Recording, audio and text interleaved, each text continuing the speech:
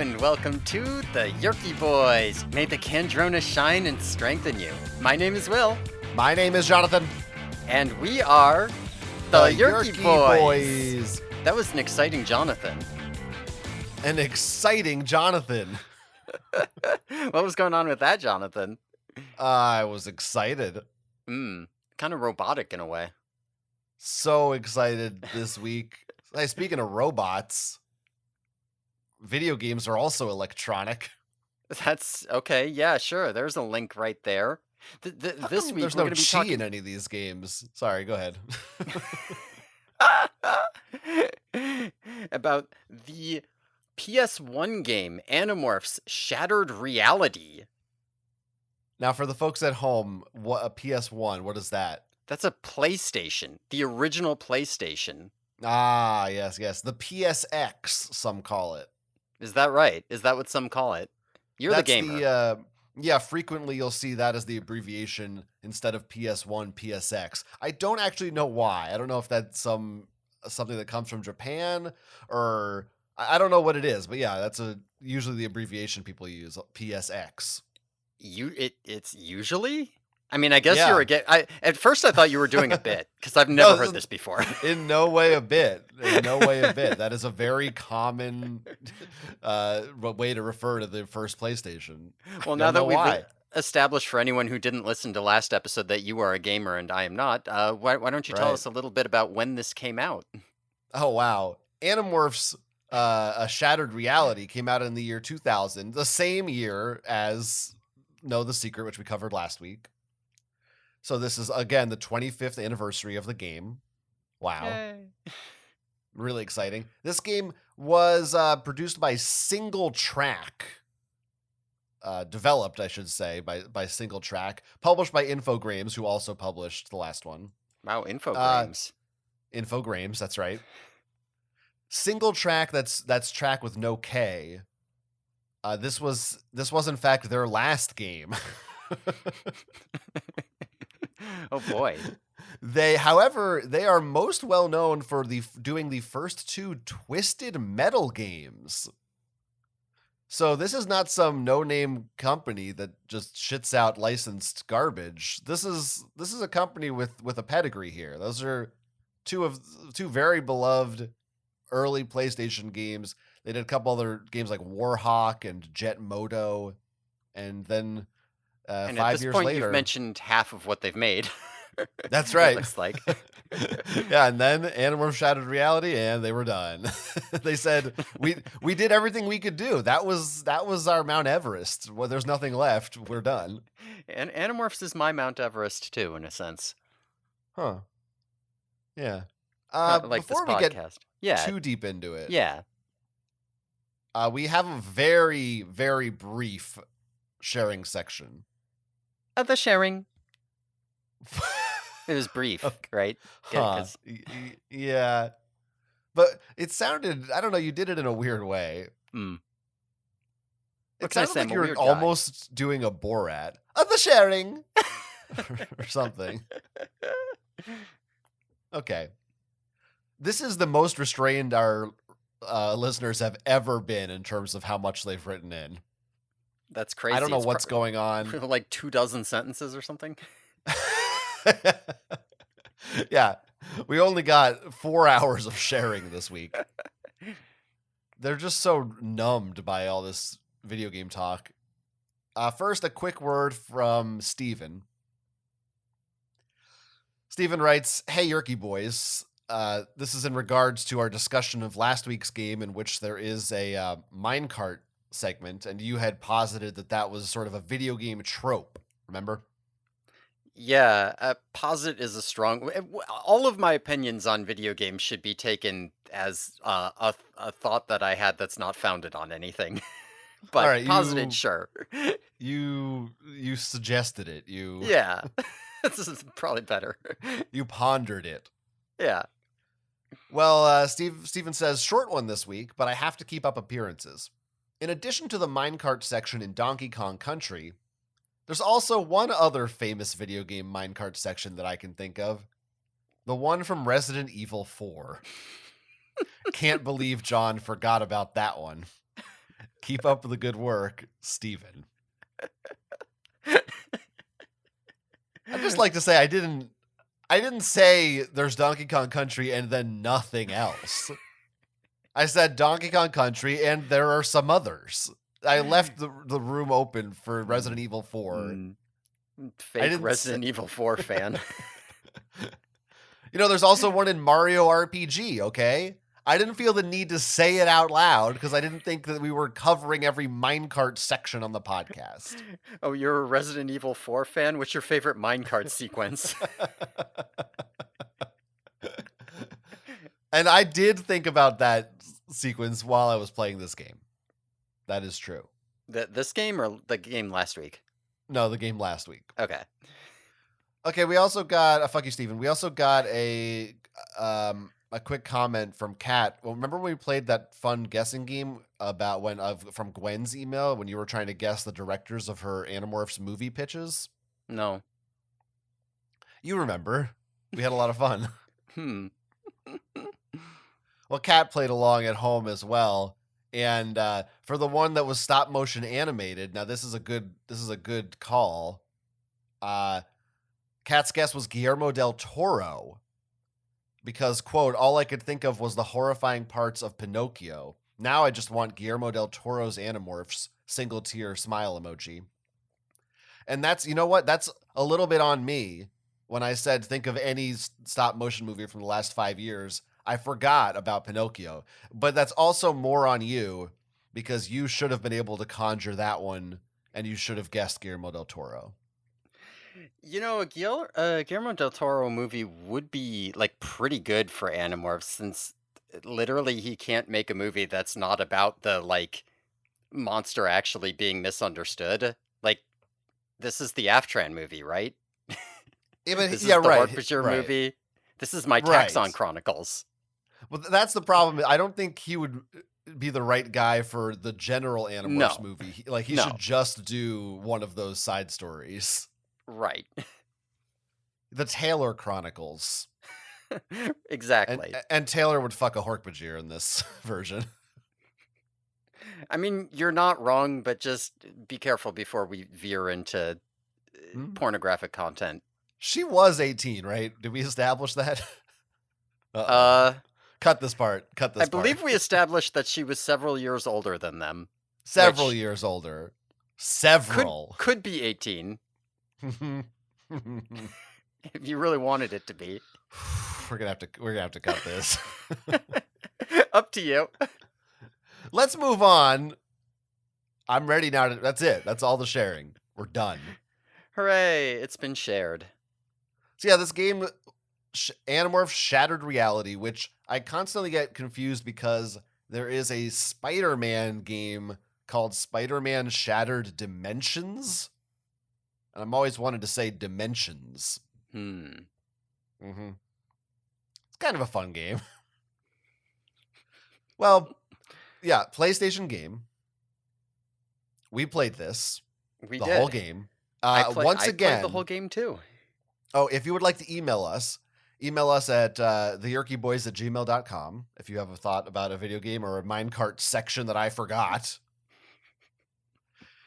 And I will be doing, like last week, if you're on the Patreon, another video episode to accompany this show. Now, I realized I fucked up. Uh-oh. I don't know how I fucked this up, but I did. And when I recorded my gameplay footage for this week's game, I just realized that it's like slightly zoomed in, so the Hmm. edges are cut off a little bit. And I don't know. I'm debating if I will just use that or if I will go back and just do a fresh replay of this game. You're trying to get around the what do you call the copyright detection? Right, that's what it is. So I don't know. If you're watching this on Patreon, patreon.com/theyerkyboys, it might be zoomed in. You'll see if it is or isn't. But it's there. Patrons can get it for $5 a month, plus our bonus episodes every week, of course. Yeah. That's the better content anyway. Yeah, yes. Well, yeah, it is. It is. Yeah. Yeah, it's better. Okay. I was wondering if maybe you'd get mad because I'm disparaging your hard work, but I guess I you mean, were they're all I'm involved no matter what. So Fair enough. now neither of us had played this game before. Hmm. I don't know that we need to establish that. But this is different. So same year as last week's game, but we're moving from PC to console. This game, I believe, from what I've found online, seems like it was certainly more widely played. I don't know why the PC game. I'm not sure. It feels like maybe that was just they didn't print as many. PlayStation was just so popular at the time. You can find reviews for this game and know the secret. It feels like just got buried. Yeah, it could also be that, the people playing Animorphs games were like children in the target audience, and a child is probably more likely to play a console game than a PC game, I would think, especially at that time. Maybe not Hmm. anymore with like, Minecraft and all that bullshit, but like that feels right to me. Like as a kid, I was not going to be going out and buying a PC game and trying to set up shit on the computer. That feels like that's for like adult loser nerds. Whereas as a kid, it's like, yeah, maybe your parents bought you a PlayStation for Christmas, and you were like, I want the Animorphs game, you know? That partially makes sense to me. I also feel like, in a weird way, almost the opposite is simultaneously maybe true. Hmm, That, like, in my mind, the computer is more associated with educational kids games, hmm, and maybe this game's like got into the kids computer section, and so serious quote unquote gaming outlets did looked at it and said, we don't need to review that, that's like a kids game, whereas I like see. a PlayStation game is like, oh, we cover all the PlayStation games. Hmm, hmm, hmm, hmm. I don't know. I mean, there was that review last week of the where what did that one lady say? Where she was like, "It's kind of educational because video games can teach whatever." Yeah, right. They tried their Yeah. hardest. Well, okay, so once Yeah. again, here we As are. Oh yeah. before, you're gonna have to kind of get me started talking about this because I don't have as much of a basis for how to think about video games. Well, unlike last week's game, this one is much easier to describe and explain. I would agree Uh, with that. last week, I said, "What is this game? It's 5 different games put into one. They should have just picked one lane." This game picks one lane. It is an action platformer, primarily a platformer. It is 3D, but many of the sections are side scrolling, so you just need to worry about left and right most of the time. And then every so often, it breaks out into a battle sequence where there's some aliens you have to fight, and you morph into a predetermined animal depending on which character you're playing as. You can choose Yeah. between any of the 4 Animorphs each game, each level. I know you All said 4 of 4. them. All 4. All 4 are here. Every single one of the 4. They do not have any gameplay differences between them. They do have different voice lines and they turn into different animals, Yes, but they have different animations. Like it does feel a little different playing them if you're paying attention to them, but not different enough in terms of it does not matter who you pick. functionally it is just a skin. Yeah. And there are also a few levels in between those more platform oriented ones that are sort of akin to the bird or fish levels in Know the Secret, where you're just flying straight ahead or swimming straight ahead and you have to avoid obstacles. Yes. That's basically it. That is basically it. This game, last time I was also talking about how there was a story underneath all the gameplay. Uh, this game has a story, but it's not underneath the gameplay. This game has an opening cutscene that tells you the story of the game, and then it's got some levels, which, as far as I can tell, have nothing to do with that story. Well, technically they do, but I mean, okay, so the name of the game is Shattered Reality. Yes. That's because the plot is that Visser 3 has got his hands on some kind of crystal. It's I called a don't. continuum crystal. It has its own page on Seropedia. Wow. Okay, cool. And he can use this crystal, like to do some evil. I guess it's just a time matrix, I guess. Yes, I mean they openly set it up. The opening narration starts, "I am an Elemist." It's from the Elemist's perspective, and he's One of them. yeah, one of them. And he's like watching the story in which Visser 3 has a continuum crystal and he's going to make a super weapon and the super weapon accidentally shattered reality and now only the Animorphs can stop him. Yes, essentially what this plot is just an excuse for the developers to not explain or rationalize their level design. Yeah. Because it's just like, well, why would there be floating platforms and all this weird shit at the fucking zoo? Because Yeah. reality's shattered. So Yeah. fuck you. Yeah. Do Well, whatever you they have want. to go to the Yerk pool and then they also have to go to like a jungle and then they're at the gardens. Why would they have to go to all those places? I don't know. Reality's shattered. That's right. Why not? Yeah, Those places are around. there's no context at all. After that opening cutscene, it's just like, okay, you're here, go.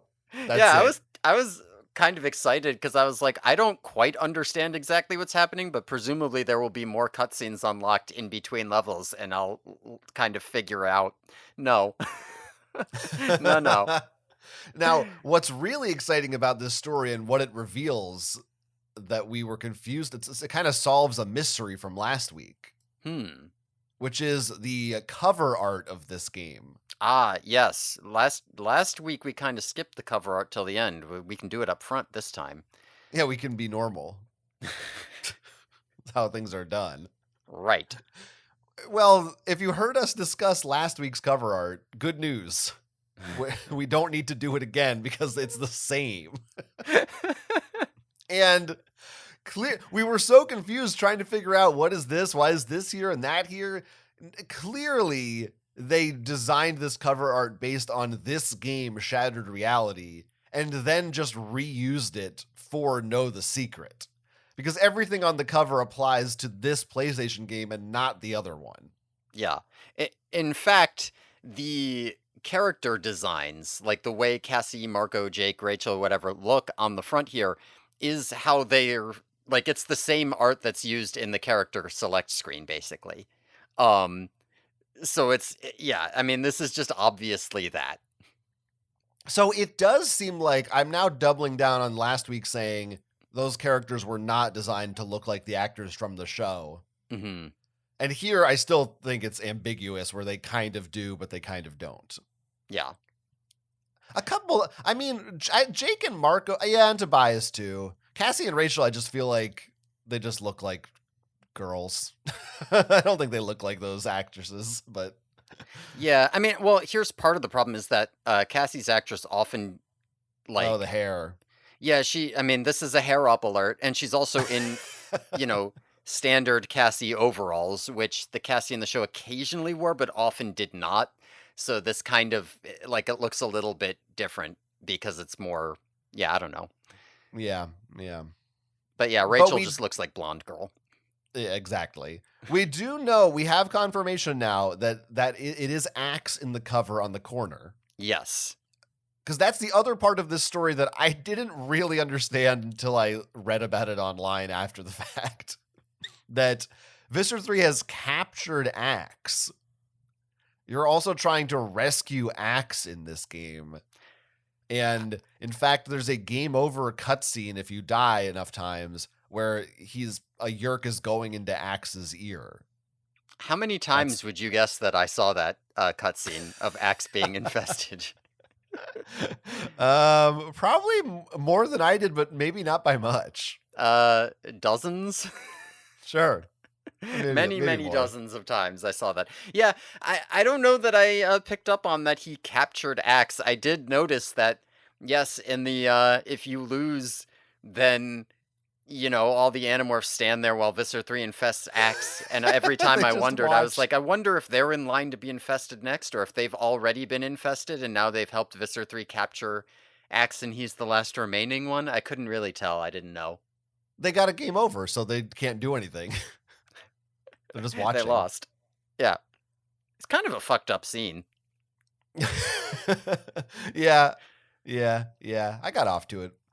Hmm. Then there's I a don't part think where that was Visser necessary for you to say. then there's a part where Visser 3 um like takes Axe's he puts him in a machine and he becomes a young hot version of himself. Wait, what? That's a reference to Banjo-Kazooie. Oh, okay. I was like, did In I miss something? I'm pretty sure I saw everything. in Banjo-Kazooie, the evil witch Gruntilda, if you get a game over, she like puts Banjo's younger sister, who's the most adorable creature in the world, into a machine, and then she steals her beauty and comes out, and she's like a super hot witch now. Well, now that you've And that explained the joke, it's funny. that I really got off to. You know what I'm saying? I just don't know that all of this. I feel like you need to calm down Huh? this episode. am I am I being a little? I'm a little You're too you're, excited. you're a little out of control Tobias is not once again in this game. He's not, at he all. doesn't even appear on your screen ever. Yeah. He's on the cover. Yeah, he's on the cover. He's in the opening cutscene. Yeah, he's not flying around in the background all the time. He's not like an unselectable character on the character screen like last time. He He basically just is doesn't exist. he is referenced at least once.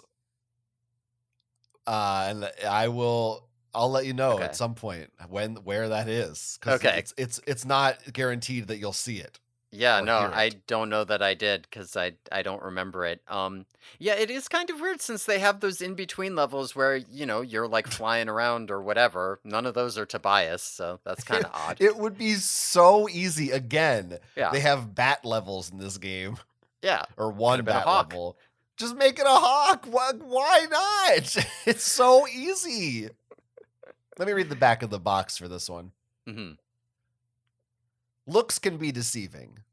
You look like an ordinary kid, but you're not. You're an animorph. You have the power to turn into any animal you touch. The power to morph. A power that will be tested to its outer limits against an all-new Yerk menace. A time-altering device that shatters reality itself. Not the time matrix, a different one. Features. Combat the Yerks as your favorite Animorphs characters. Jake, Rachel, Cassie, and Marco. Those are your favorite ones. Those are my favorites. Morph into 7 different animal forms. Tiger, dolphin, bat, and more. Fight for reality's survival in 8 massive levels and 19 unique environments. Not sure where they're getting that number from. Face off against classic Animorph foes and evil new enemies in a boss arena. Immerse yourself in the Animorphs world. That's Animorph apostrophe S. Okay. Okay. Immerse yourself in the Animorphs world with new, stunning CGI cinematics. That's the equivalent of the DVD that lists the trailer under special features. Stunning CGI cinematics. There's Yeah. 3 of them, and they're not. Hey, according to Seropedia, the graphics are pretty good for a PlayStation 1 game. Yeah, can we talk about the casual tone of the Seropedia page for this game? It's so strange. Yeah, it does feel like this is not written by the same person. Like this is just so bare bones and written by somebody who's probably a child. Yeah. When the descriptions for each level on Seropedia, some level 3, the forest, it just says, this time you are basically in a forest. Yeah. This is a Level 12-year-old editing the wiki for the first, Yeah. nobody's made this page before. Level 7, the city. Now you have to travel across rooftops and such, and more randomness. How about for all the cutscenes, the third cutscene? The third one happens when you win the game.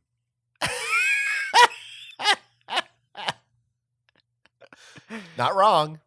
Seropedia, if you're listening, go fix this article. Make it good.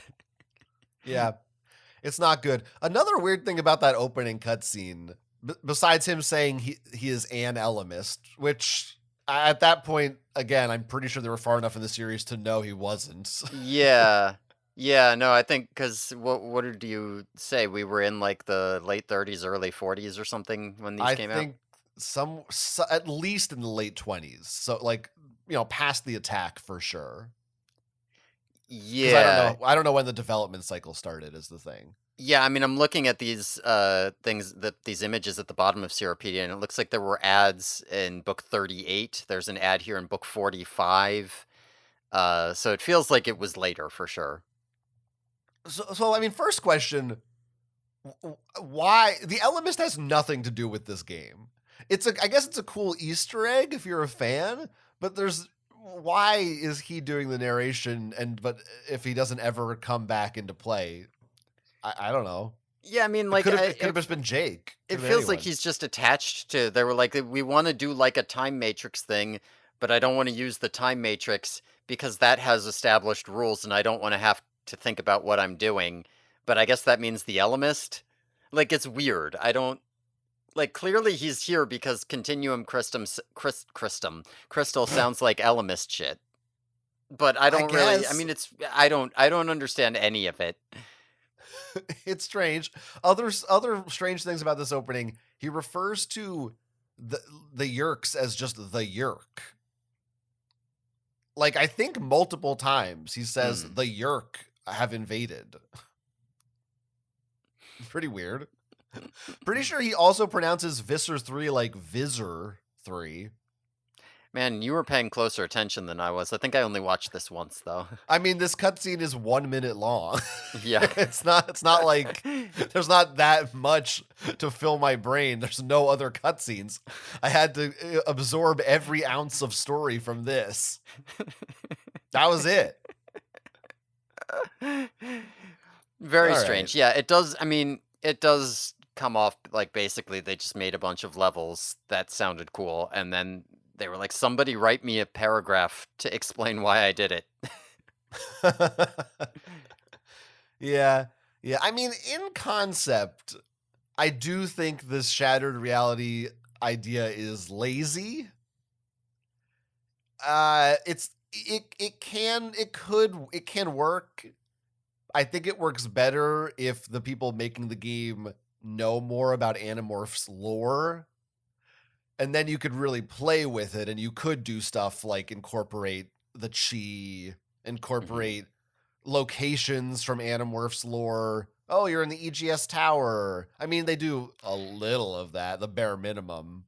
Yeah, I mean, I think the problem is that shattered reality is just like that's kind of a big promise, right? Like that could be a really cool premise if what we're doing is these really wacky, like, oh, hold on, 1 second, I'm over here in the EGS tower, and then holy crap, I'm in the escort towers, and then whoa, I'm that. Like if you just had this insane, we're gonna do everything, we're gonna do, um but that's not really what we do. Like if I go through the levels here, level 1 is the entrance to the York pool, I guess. It's called the entrance. Uh so Yeah. I guess we're going in the York pool or something. Level 2 is the sea, you're in the ocean. Level 3 is the forest. You're in a forest. I guess this is like the Forgotten. You're in a jungle. Sure. Level 4, you're a dragonfly in a swamp. Level Level 5, you f- mean? Hmm? Did you say 4 twice? No? Maybe I Oh, did. you might have. I think you called for the forest 4. It doesn't matter. Keep Oh, well, going. maybe I did. Maybe I did. That's 3. Level 5 is called the Gardens, so I guess it's a bunch of different environments. There's like a forest and there's like a Arctic area or whatever, because you're in all the animal environments. Right. Level 6 is the Bat level. It's called the Dark. I guess you're in a cave or a tunnel. There's wires and stuff. Level 7 is the city. You're in a city. All of these are, and then level 8, there's a final boss. All of these are The things that finale. could be part of a regular story. Maybe the forest is a little bit weird because you got Saria ripped or something, but like, if you were just like, yeah, I had to go to the ocean to go get this thing. I had to like fly through a tunnel. I had to go to the Yerk pool. We were running around the city fighting. Um, these are all locations that Animorphs would just go to in a regular story. You don't need to shatter reality to do all of this. So it feels Right. very weird to shadow reality to explain why you did it. Like that feels lazy. Whereas if you were all like the explanation shattered reality is lazy in exchange for I can put a lot of effort into a ton of cool like weirdo wacky level ideas. You know what I mean? Like the fact that you've kind of got both is really I think the problem. The levels in this game are only wacky to the extent that any platforming game is wacky. Right. They just like in Mario, you would just have shit like this, and you don't care if it makes sense because it's a Mario game. You don't care about the logic. And I guess they thought, well, this is based on a book series, so people will be confused because it takes place in the real world as to why there would be aliens everywhere and traps and bridges and shit that don't make sense. So to explain the geometry of these levels, we just say, "Oh, well, it's all fucked up because reality's shattered." That's Yeah. No, if you I have don't to know. jump across platforms to enter the Yerk pool, it's like, what did you expect? It's a platformer. Like, Right. you thought you just like that's not the genre we're in. Yeah, I mean, there is some stuff like once you get to the city, there's like the roads have been broken apart and there's lava and shit. Mhm. I don't know. It's Sure. it's something. But that's a The very literal shattered reality, right? Like that doesn't sound like a continuum crystal. That sounds like a bomb. Yeah, right. Yeah. Well, where'd the lava come from? Yeah, I don't Answer me know. that. I don't The rock got moltenized by the bomb. I don't know, whatever. Who cares? Um, at least they kept the naming convention of the blank for all the levels, That's true. They did do that. and they're all original. None of these are titles from the books. Yeah. Uh yeah, there's definitely some when going back to those numbers on the back of the book, 8 expansive levels is a little bit uh some of them are pretty long and expansive and a couple of the intro ones are pretty short. The like 19 unique whatever. I think there are 19 if you count like, oh, well, the forest has 3 different sections. Those aren't unique, right? Yeah, Like there aren't yeah. 19 unique ones. There are 19 of them maybe. There's definitely playing around with that a little bit, but They do, they have a job to do. Those marketers, mhm. they do the best with what they're given. Imagine this dropping on your desk, and you got to sell it. Yeah, I mean, the problem is that in marketing, words don't mean things. Unique just means good, and good is just an opinion, so you can say it about anything. That's right. Damn right. Maybe we'll say it today. Maybe we will. I'm now. I think the first questions to answer, now that we're 35 minutes in, Mhm. are Question one. how did you play this game controls wise, and uh, how long did it take you to play? How many sittings? Just generally speaking, what was the experience like for you? Um, so I did play this with the USB controller. I did have one, and so I was Whoa, able to real play it with a gamer. controller,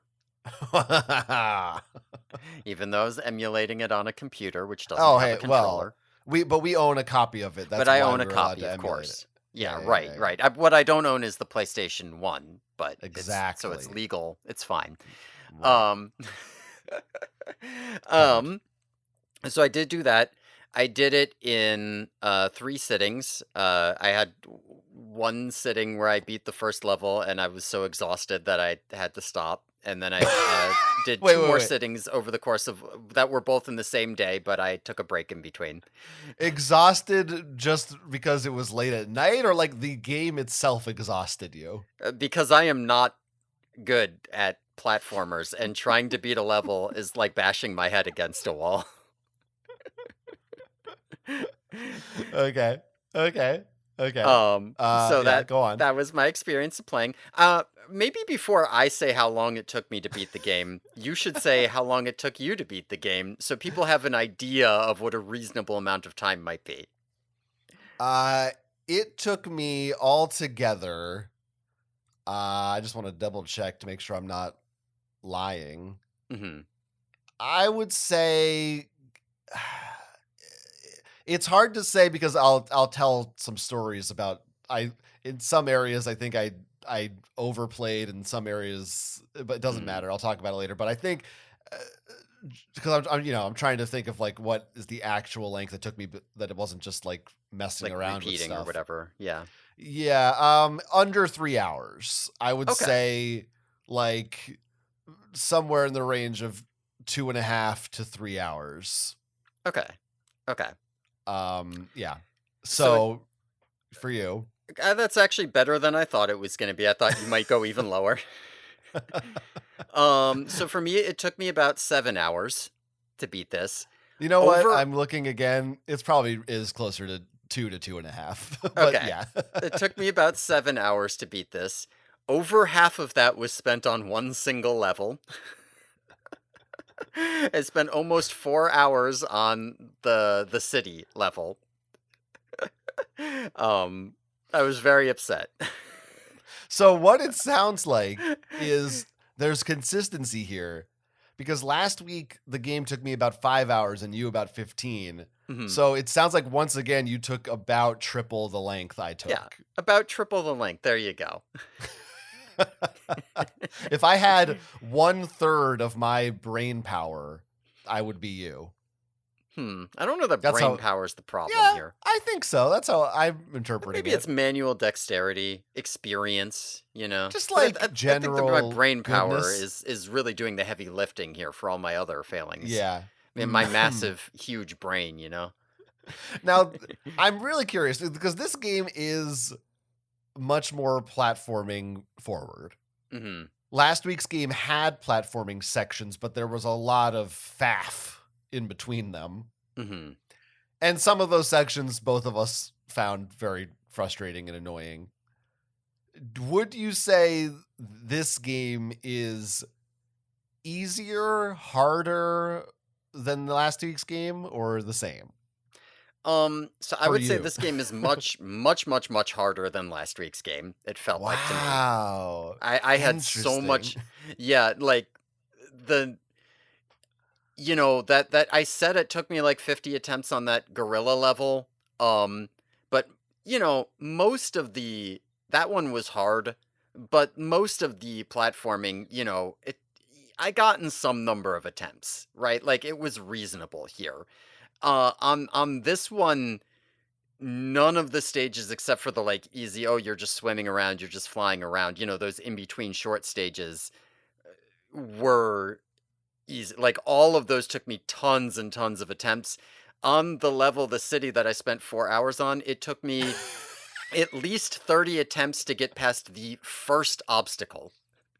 And no, not 30 attempts. I shouldn't say attempts. 30.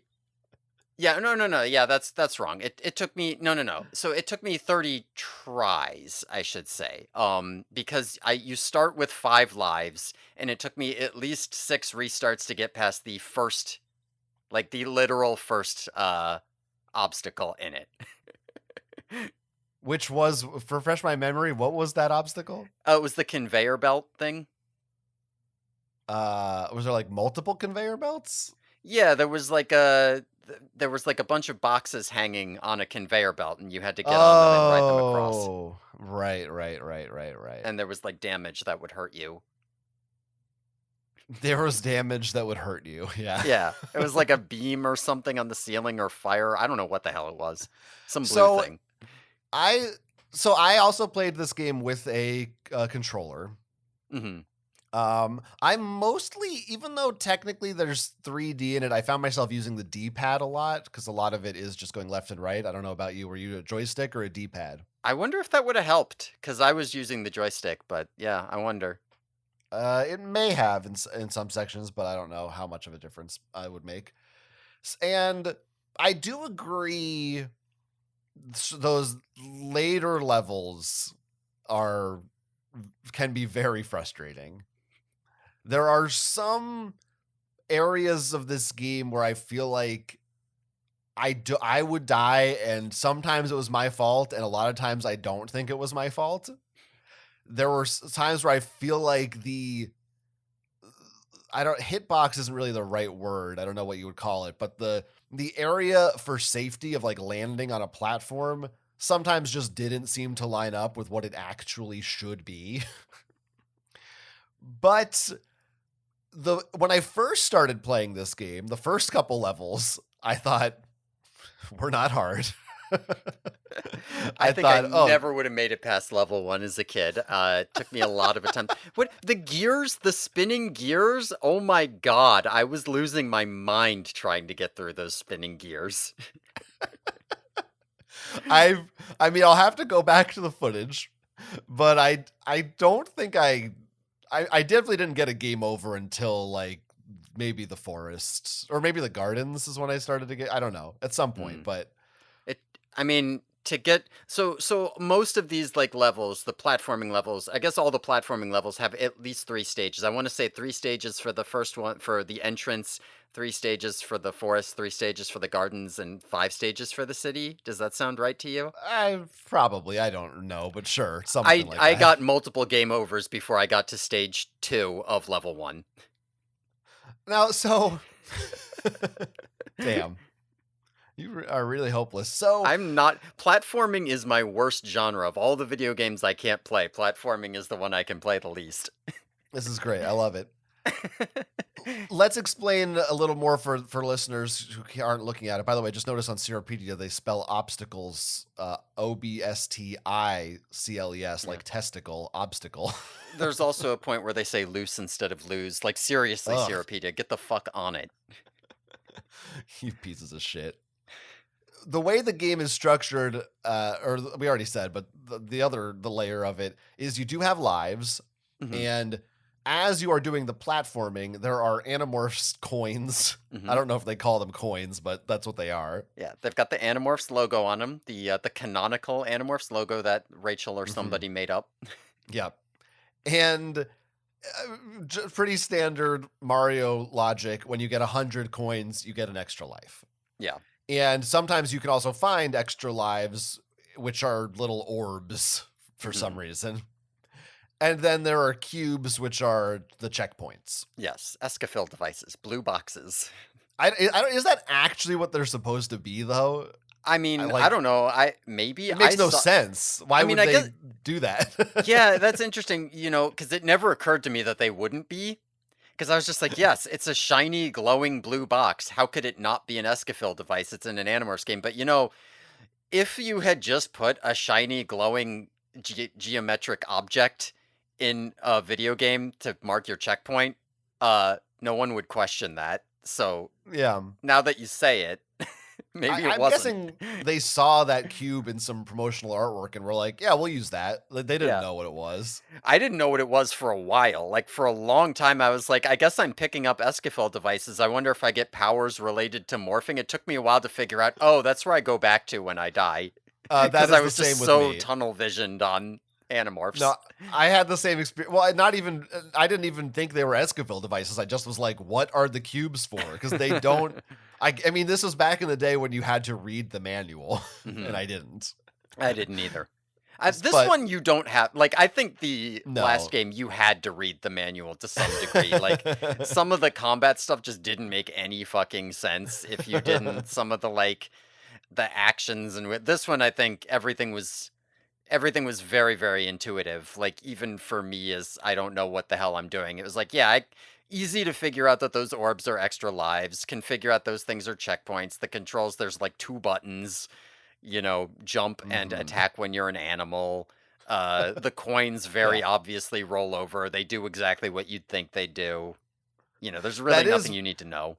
it really is only you jump, and then when you're an animal, you press a different button to attack. You also cannot jump when you're an animal. Yeah. So you only ever need to press one button Yeah. Mm. besides the moving. There are sections where you have to press a button to pull a lever, and every time you can do that, it displays the button Oh, on screen in the background so you know you're supposed to press it. yes, true. And in the I don't know, what do we call them? The animal levels where you're moving forward, there is a speed up Mm, button, just similar right. to Know the S Secret. Right, but it's the same button as jump. Yeah. So it's generally a one button game. It is not complex. Yes. I did think, especially when I in the first half of the game, I was pleasantly surprised. I don't know about surprised is not the right word, but I was pleasantly pleased Mhm. by playing the first level, having come off of Know the Secret so recently, and how frustrating that game was, not just because it was difficult, but because it was incompetent. Mhm. And also, I think part of it, I think I did do a bad job mapping my controls with that game, to be honest with you. But that's the game's fault for having shitty controls that I had to remap. Yeah. Anyway, I mean, you did have to the control setup they had was so garbage that I changed it despite not knowing what the hell I was doing. So, like, I so could have here I gone with was. anything. Now I'm on a real controller. Those issues are not there. It's the default control. It's very basic. There's no crazy combo. I don't have to do a combo to jump. It's just move, jump. And so I was coming off of that other experience. I was like, this, you know what? This is nothing crazy. It's a pretty basic platformer, like any platformer you've ever played in your life, but it's functional. It's competent. I'm getting from place to place. I'm jumping on things. I'm picking up coins. I get it. This is working for me. I'm compared to last week's game. This is impressing me. Mhm. And I think generally I still feel that, but more towards the latter half of the game, I do think the levels started to get more frustrating, more tedious, and I just started losing more and having to repeat them, and so then I got angrier at the game. Now, I don't know if you discovered this, if this is a part of the game or somehow something did towards the end or something, but when I got a game over towards the end, maybe this was a glitch. You have to tell me what your experience is. Hmm. It it didn't at some point I was like doing literally the last level and I had like one life left and I thought, "Oh, let me just kill myself, jump off a cliff. That way I can restart with a new set of lives." And it did not it gave me the game over cutscene, brought me back, and I still had 0 lives in the bank. They didn't start me off with a bank. So for the final level, it didn't matter how many checkpoints I got. Every Hmm. time I died, I had to start the level over again from scratch. I think in the final level you have no lives because in the very final level I had no lives Oh. no matter So what. it's But there only are for that checkpoints. level. So why the fuck are there checkpoints? But Yeah, I that's don't know. well, yeah, because I don't even think it's possible to get enough coins Yeah. in that level to get another life. Uh, it's not. I got every coin in that level. I definitely did not have a second life at any point. That is so weird and annoying, but at least I know it wasn't just me, but I hated that. I was pissed. Yeah. I mean, listen, if they just gave you 0 lives and they were like, it's a very short platforming section followed by a boss battle, you get one life, whatever, I'd be fine with it. But they put checkpoints in there which makes you and coins, which makes you feel like you should be able to do that, but you can't. Yeah, Why that's are they just, there?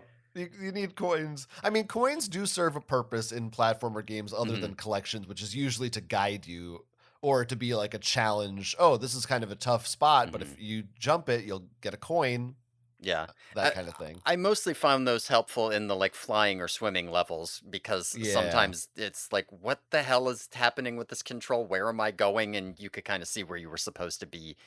But in the platforming, it was pretty easy to figure that out.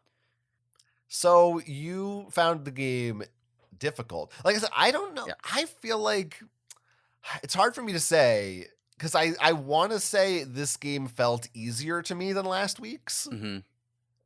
But also last week had Know the Secret has so much filler in between platforming levels I don't it's hard for me to judge exactly if this one took me longer or shorter or fewer tries. Certainly some of the levels are easier. I guess I just found it I just feel like I got more frustrated doing the fucking some of those goddamn fish levels and shit. Like you Mm. think the gorilla level was less annoying to you than any of these? Um, so okay, so let me maybe shed some light on a little bit of this. Please. So first of all, playing this game got me a lot more frustrated than playing Know the Secret at any point. Like at no point in Know the Secret did I feel like I was banging my head against the wall. Did I feel like I was going to have a fucking breakdown because I was just like I've been playing this for 3 hours. It is 15 minutes per attempt. I do not know how to make the jump at the end of the 15-minute fucking run. When will I be free? I'm dying. Like that never happened, but completing something here, like when I completed the gorilla level in Know the Secret, it was kind of like that fucking shit's over now, goddamn. Whereas completing the every time I got a little bit farther in a level here, it felt kind of like I had accomplished something. So it was a lot more frustrating to do, but it was a lot more satisfying to have done. So I walked away feeling less frustrated with it on the whole and having more fun with it, I think. Um I think maybe part of the reason that it's hard for you to tell the difference in difficulty between these 2 or is because I think the difficulty in Know the Secret might come from the fact that the controls are just garbage, Yes, and the yes. difficulty in this comes from the fact that the jumps are a little bit harder, and to Mhm. me, that's basically exactly the same. But to you, it's like the jumps are a little bit harder doesn't matter because they're not that hard for anybody who can play a platformer. But difficulty in controls makes it harder because it's like, well, the controls suck no matter who you are. Like, I don't have experience with shit controls. I have experience, or you don't, you know what I mean? Like, you have experience with playing platformers, not with trying to make these particular garbage controls work. So you've Yeah. got kind of a skewed view on it, I think and that maybe is you're right. getting more frustrated with Know the Secret for that reason. Yes. I think you hit the nail on the head. I think and I guess maybe I kind of said this before, but yeah, I think Know the Secret is more frustrating because it feels like they just did a bad job. It doesn't feel like it's supposed to be as hard as it is. Mhm. It just feels like they sucked at their job. This game, I think, for going left and right and jumping most of the time does what I want it to do, as opposed to the tank characters doing their weird turns and shit.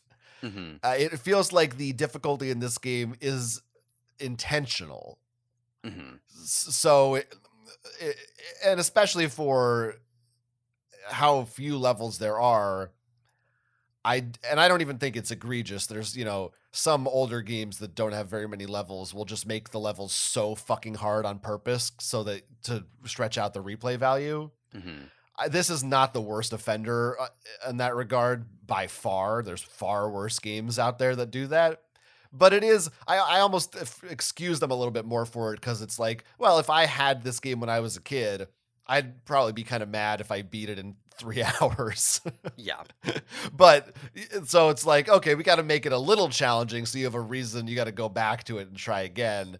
It is, I do think it is a different experience sitting down to play this for the podcast and going, I got to get through this whole thing versus if you were a kid and it's like, oh, this is the game I got for who knows, a period of a month to 6 months or whatever it might be when you're a kid. This thing's got to last me a while.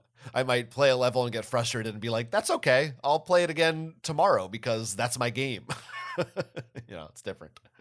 Right. Uh, Now, in terms of this game being difficult, I do think that part of the difficulty does come from the fact that the levels are fairly long and have to be done in one shot, right? yeah. Like if I'm saying, oh, the city is 5 parts, you're not like, okay, you did city part 1, so now you run city part 2 over and over. No, no, no. If you want to try city part 2, you have to get through city part 1 first.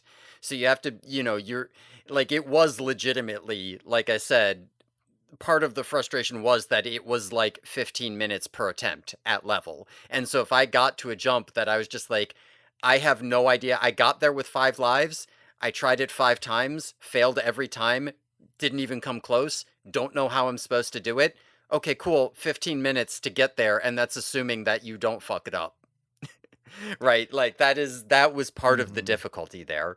Whereas Now, if I could just start that section and go back to that jump over and over, I could figure it out pretty quickly and then just get through every section and boom, boom, boom.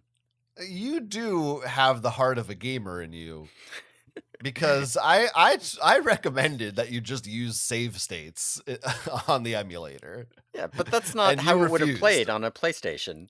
Sure, but I mean, I think you can. I don't think you need to experience it to know what the difference is. That's you not know, correct, though. It's not how it, listen, I'm not gonna lie. The final boss stage, I used save states because I didn't want to do that stupid fucking intro part again before I fought that boss another dozen times. Wait, so that's uh, interesting because the boss fight only took me 3 attempts. wow. No, I Yeah, found the boss very annoying. I had to like interesting. look up how to beat him. Interesting. Yeah, I Well, I don't yeah, want to talk about the boss yet okay, because yeah, there's a lot of we other won't get there game. yet. We should That say, was, yeah, the easiest thing that you, like, could fail for me, but that is it's very weird. It's very weird what we yeah, what things trigger us differently. yeah. I mean, There was the again, least platforming there. it probably has to do with the fact that the fighting is kind of weird, which meant that you had no experience with it and I had no experience with it, so that's fine. And the platforming is platforming, meaning that I had no experience and so all the levels that are hard because of platforming are impossible for me. Yeah, so let's talk about Yeah. those fight sequences. So every so often in a level, an enemy will appear, and the game automatically morphs you. You don't get to choose your morph. Mhm. Jake is a tiger, Rachel's a bear, Cassie's a wolf, and of course, Marco is a A rhino. rhinoceros. Yeah. Of Yep. course. Duh. What is with these Why? games and not fucking letting Marco be a gorilla? It's such an obvious. It's the first cover of his first book. Like, just let him be a fucking gorilla. It's like a no-brainer. Did they my theory is they only made animations for four-legged animals, so they just had to slot Mm. him in as a rhino. But gorillas, you can just have them run around on all fours. They knuckle walk. Yeah. They also have aliens that walk on I mean the humans Yeah. walk on two legs. Like it wouldn't be Yeah. hard to do that. I don't know. It's so fucking weird. And again, Marco never turns into a damn rhino. Did All right. Marco even have a rhinomorph I don't in does he? in book Maybe. 22 they all got either elephants or rhinos so they could storm the Hmm. Mariad, but I don't remember which one Marco got, if he got an elephant or a rhino. We'll have to consult Seropedia about this. Rhinoceros. Yep, Marco did have one Okay, okay, there you go. in the solution. Yep. He went rhino. Well, okay, it's canon. It is canon. It's canon. Can't argue with that. Anyway, yeah, so in these fights, there's usually only one alien, sometimes there's two, Mhm. and it becomes like a little battle arena where you can't leave the area. A 2-minute timer appears in the corner, Mhm. and you have an attack, and then you can run around. And Yeah. when you hit somebody, they have a health bar. You hit them until they disappear. Yeah, they can either block or attack themselves. Yeah, that's basically it. Would you um the fighting style and mechanics, would you classify that as like a beat 'em up in a way, but only like restricted to one screen when one I enemy? I guess so, but it's really just it's so basic that it's Mhm. like nothing like you punching it until it goes away. It could also be a switch that you have to hit 5 times. Like there's Mhm. no mechanical the fact that it's an alien that can hit you, it doesn't really feel like an alien. It just feels like, I don't know, that's a thing that I press the button next to. It's so inconsequential. I found these sections not difficult. I mean, I Mhm. quickly locked into the strategy, as I bet you did too. Yeah. which is you hit them once, then you run away, then they try to hit you, they miss, you run back, you hit them again, rinse Yes. and repeat until they're dead. Yes. Uh, there was only one of these that I ever found difficult at all, including the boss fight, which took, like I said, I died once to the platforming, once to the boss, and then I beat it. Um, and that was there was a section in the middle of this, and this is I think the only time. Well, no, there's two sections in the city. One of them, if you Actually, there's 3, but I'll talk about one of them later. Okay, so one of them, if you get hit twice by the things that damage you in the platforming, you can't get hit at all by the enemy or you lose because you have no healing. Mm, And that fight I occasionally lost, but only if I was at that point. If I could get hit, like, twice, uh, or, like, once or twice, I never lost that fight. Um and then there mm. was a later section in City where there was platforming stuff that damaged you, and you had to win a fight before you got there. And if you got damaged more than just a little bit in that fight, you would die to the platforming section after. So the fights were never.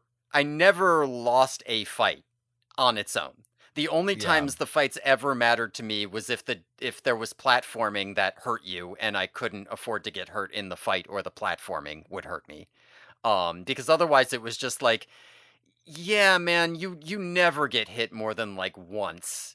It's very, as you said, that strategy occasionally I messed it up and got hit once. But then Mhm. there's also healing everywhere all over the place, so you're usually reset anyway, and a lot of times the platforming just kills you rather than damaging you, so it also doesn't matter. So yes, even like the first time I tried these, it's just like, yeah, you just don't die to them. Yeah, yeah. It's so they I mean, they're there they break up the platforming, which is something, but they're so short Hmm. and so inconsequential. It's an improvement over Know the Secrets combat segments, but that's not saying much. Um, and you're so limited in it too. The fact that you don't get to pick your morph, your animals don't have any cool powers. It's just they just hit them with their head, basically, or Hmm. their horn, or whatever the fuck they're doing, and then that's it. And then they go away, and you go away. And there's a 2 minute timer in the corner. So if you do run out that clock, you will die, I guess. I don't know because it never happened to me. Because Yeah. these fights take 30 seconds tops. Yeah, it is kind of odd because I like listening to it. I was like, and we'll talk about the music more later. But I was like, I bet this fight Mm. music is pretty good, but I only ever hear 15 seconds of it at a time, so it's actually kind of annoying. Yeah, is the idea that the 2 minute timer mirrors the 2 hour time limits, That's gotta be it. That's gotta be it. which is kind of funny and thematic. But am I supposed to now believe that each one of those fights technically lasts, each second is a minute? Maybe it should be a 20-second timer, and then it would be like, yeah, you can't just run around in a circle. It's like 'Cause D&D time. Each attack is yeah. actually 5 minutes or something. Right. Whatever it is. I do think that Rachel was the most fun to fight with because her bear moved in a way that looked silly and made constant bear noises. The rhino grunt noises don't, and the tiger growls aren't nearly as funny as the bear just going "Arr!" the whole time you're trying to. It. So she was fun, even though mechanically it was basically exactly the same. The morph animations are also very weird. Unlike this is where Know the Secret has an advantage. They actually showed you the morphs and they were kind of fun. Hmm. Here it's you see like a Star Trek beam me up animation and they just and there's an animal there. It's Yeah. kind of sucks. Yeah, it did feel a little slapped on, like they were like, We're gonna make a platformer." Oh, but they gotta morph, don't they? Right? They are the Yeah. Animorphs. Don't they like morph and fight aliens? How are we gonna incorporate that? I don't know. Which of course led me to the question, why did he morph back? I feel like these, if you're in the forest, maybe just stay as a bear. It might help you out. Hmm. why, why are we 90% of the game just playing as a kid? Well, bears can't swing from platforms. Yeah, I mean, here's why Tobias isn't in the game because he's a fucking bird. He would just fly over everything. All these characters, in fact, have bird morphs. They could just fly over everything. Well, in the shattered reality, up is no longer parallel with the ground, and so they would get Oh, lost if they. yeah, it shattered their bird morphs. That's a real shame. Now, the enemies that you fight are interesting. They are cool, yeah. I'm curious i- how many of them you recognize straight away because they are aliens from the books. I think one of them is not. Yeah, I think there maybe are one or two new ones, but at some point you fight a howler. I mean, you fight more than one, but the first time you see one, I was like, "Is that a fucking howler?" I was pretty impressed and surprised to see that because again, we know that places us. We know it's at least post book 26. We already Hmm. knew that, but that's kind of a cool deep cut that I wouldn't have expected here. Certainly, Know the Secret didn't do anything like that.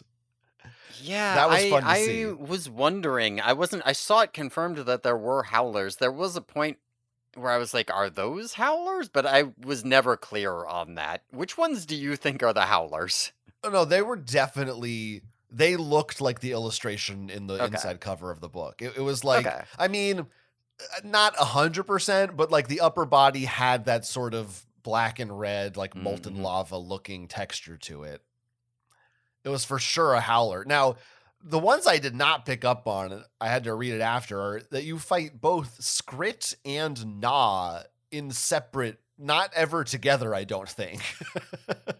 You fight Skrit and Na separately. I'm assuming Na are the like kind of blue ones. I think they're like they're like the easiest to kill. They take 2 hits and they crawl around on the ground. I No, can that's tell you the some of Skrit crawl around. oh, well then maybe I'm wrong. I'm basing this on oh no, you're no, yeah, I'm basing this on a GameFAQs guide written by underscore psycho underscore, which was the best guide I could find to tell you which monster is which, and they think that the lowest form is a Na, so maybe they got it wrong. Mhm. I Well, don't know. I can't remember. That's why I wondered, did you go, "Oh, look, it's a Skrit?" Because no. I didn't. Okay. No, I did not. I was like, "That's a weird looking bug thing," but then I think I saw on maybe Seropedia or something that there were Skrit on there, and I was like, "I guess those were Skrit or whatever." Yeah, I mean, I definitely recognized the taxons in Hork-Bajir, and I think I Wait, wait, wait, recognized. wait, wait, wait. Yeah, There were taxons? I think so. There was like one section where like, or maybe two sections where like weird centipede things came at you. I think like at one point in city and at one point in entrance. Huh. Let me read you. These are the enemies I according to this thought. guide. I I thought don't maybe they know. weren't taxons. I don't know. I, They were I never bug-like even things. so maybe they did have Skrit and Na, right? They say Na is they just say they can easily be defeated with 2 hits and they first appear in the entrance level. I don't know. Skrit they say resemble millipedes.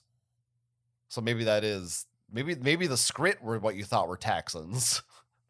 Yeah, I, maybe. I don't know if I this don't guy know. fucking knows. I assume this is in the manual, but I didn't find the manual to read.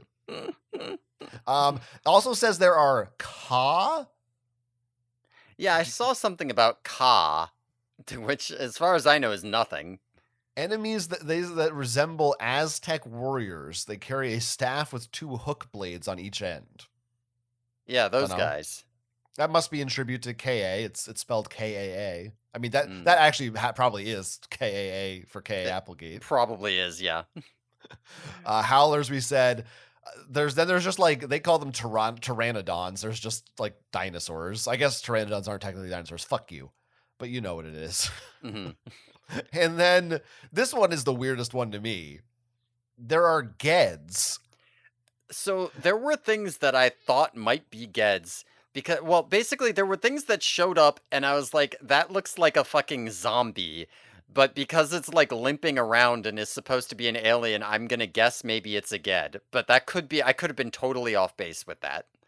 The description from this guide says that it is a crossbreed between a duck and a human, has webbed feet and hands, and moves like the undead.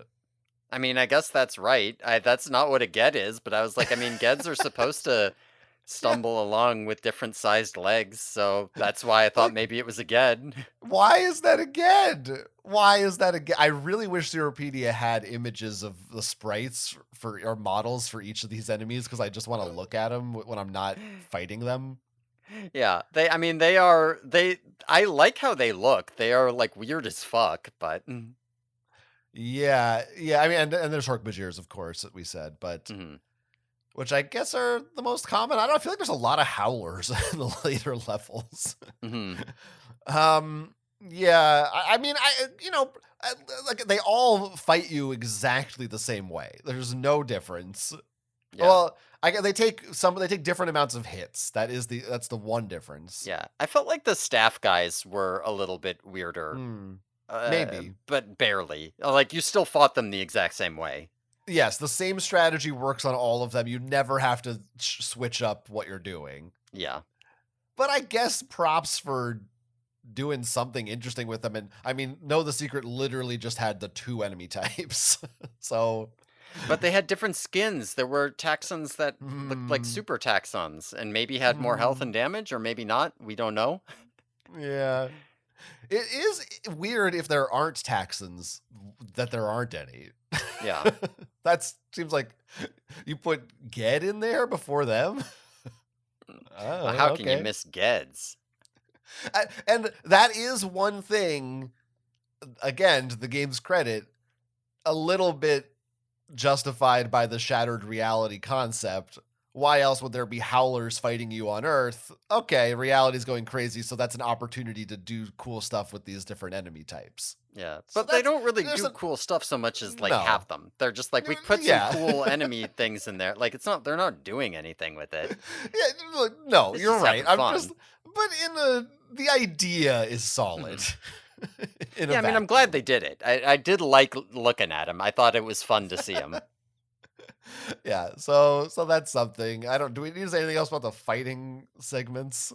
Probably not. I mean, they're yeah. No, I think that pretty much covers all of it. How about the voiceovers for this game? Because while there are only 3 cutscenes, as you're playing, each character does have their own voice acting lines they shout out. Mhm. And I don't know about you. I did replay 1 or 2 levels with different characters just to see. And some of the lines are repeated and they just have these different actors reading the same lines, but they also do have some unique lines. Interesting. Yeah, I wasn't sure about unique lines. I basically just shifted through. Like every time I died, I moved to the next character in rotation, and just so I went through all of them a lot, but I felt like I just didn't hit that many unique lines. For whatever reason. Mhm. I don't know. So I give me some remember unique ones. well, it was funny for the second level. I was like, "Oh, it's the sea. I bet we're probably gonna be a Uh, dolphin. I'll be Cassie. Cassie's a dolphin. This will be good." Cassie, you are only a dolphin in this level, so you don't actually see the Animorph, and there are no voice lines, so it does not matter who you yeah, pick. the in between levels with the dolphin, the dragonfly, and the bat. Yeah, no, it does not matter. Those ones don't count. So a few lines that I liked that I thought were interesting in the forest level. If you play as Cassie, you get to like a jungle section. I mean, you do that anytime, but if you are playing as Cassie, she says, "I don't want to save this rainforest." I wonder if I just never got to that section while playing Cassie. Because I mean, Maybe. this is also part of the problem is that like I cycled through them, but just because I played Cassie doesn't mean I got out of the first area with Cassie, and then maybe I beat it with Marco or something, and so Cassie just never got hmm there. Actually, I think this was the gardens. Maybe I'm not sure. Hmm, Gardens or forest? Who the fuck can tell? that is a pretty good line. Because this was my favorite line Marco has some good lines in this game, obviously. Mhm.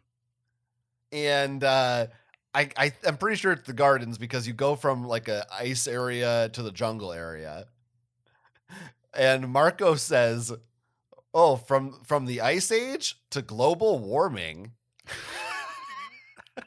So you get a global warming ref in this game. Pretty good.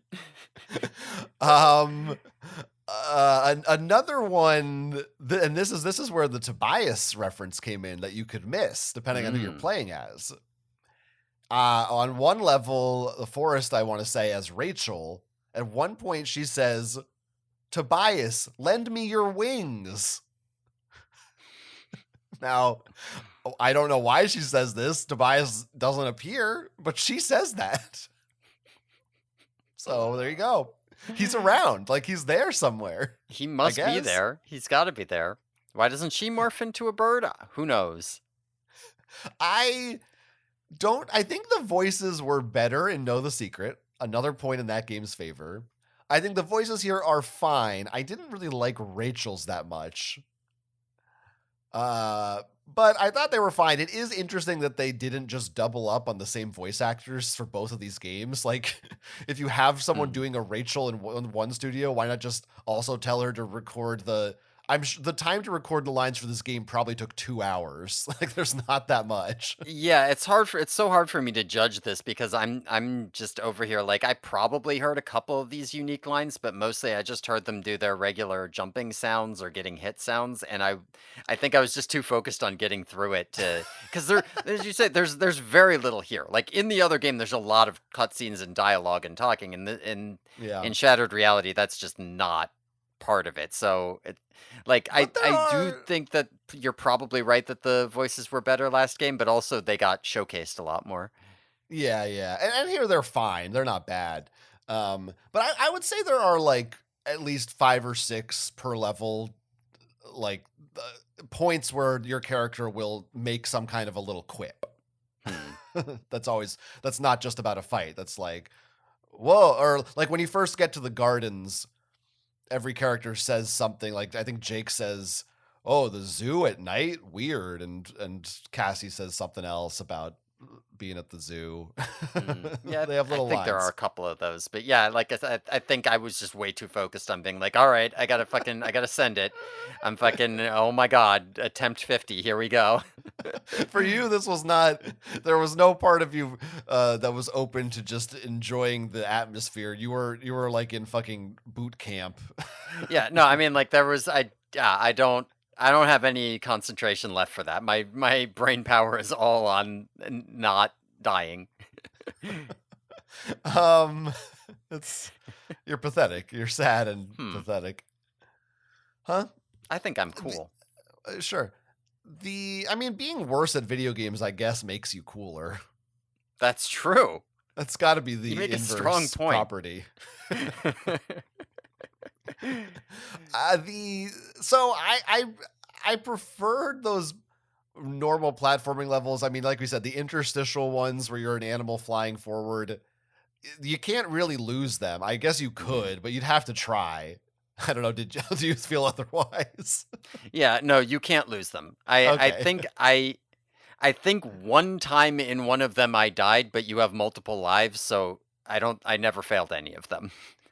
So they're just kind of it just doesn't matter. Like they're Yeah. there and then it's like, okay, that's Yeah. it's a different thing, whatever. Yeah, I mean, those are there to be atmospheric. I don't think of those as like, there's the levels where you're playing the game, and then there's the levels where you're like, this is cool. I get to listen to this music and control this animal and just fly around. And, like it's not supposed to be something you could lose or have to try at. It's just supposed to be something you can do in between, as a little reward for making it through your platforming. That's right. That's right. Let me tell you the dumbest. This is probably dumber than anything you did, to be honest. Hmm. It's really dumb. I'm gonna admit this, and it's gonna be on record. Uh-oh. So at one point, I believe it was. I think it's the gardens. I should know. Pretty sure it was the gardens. I beat that level. You get to the end. At the end of every level, there's a little green crystal, and that's how we have to find to teleport to a new area, Yeah, I I think we're guess. supposed to be collecting the shards of the shattered reality crystal to Sure. fix it.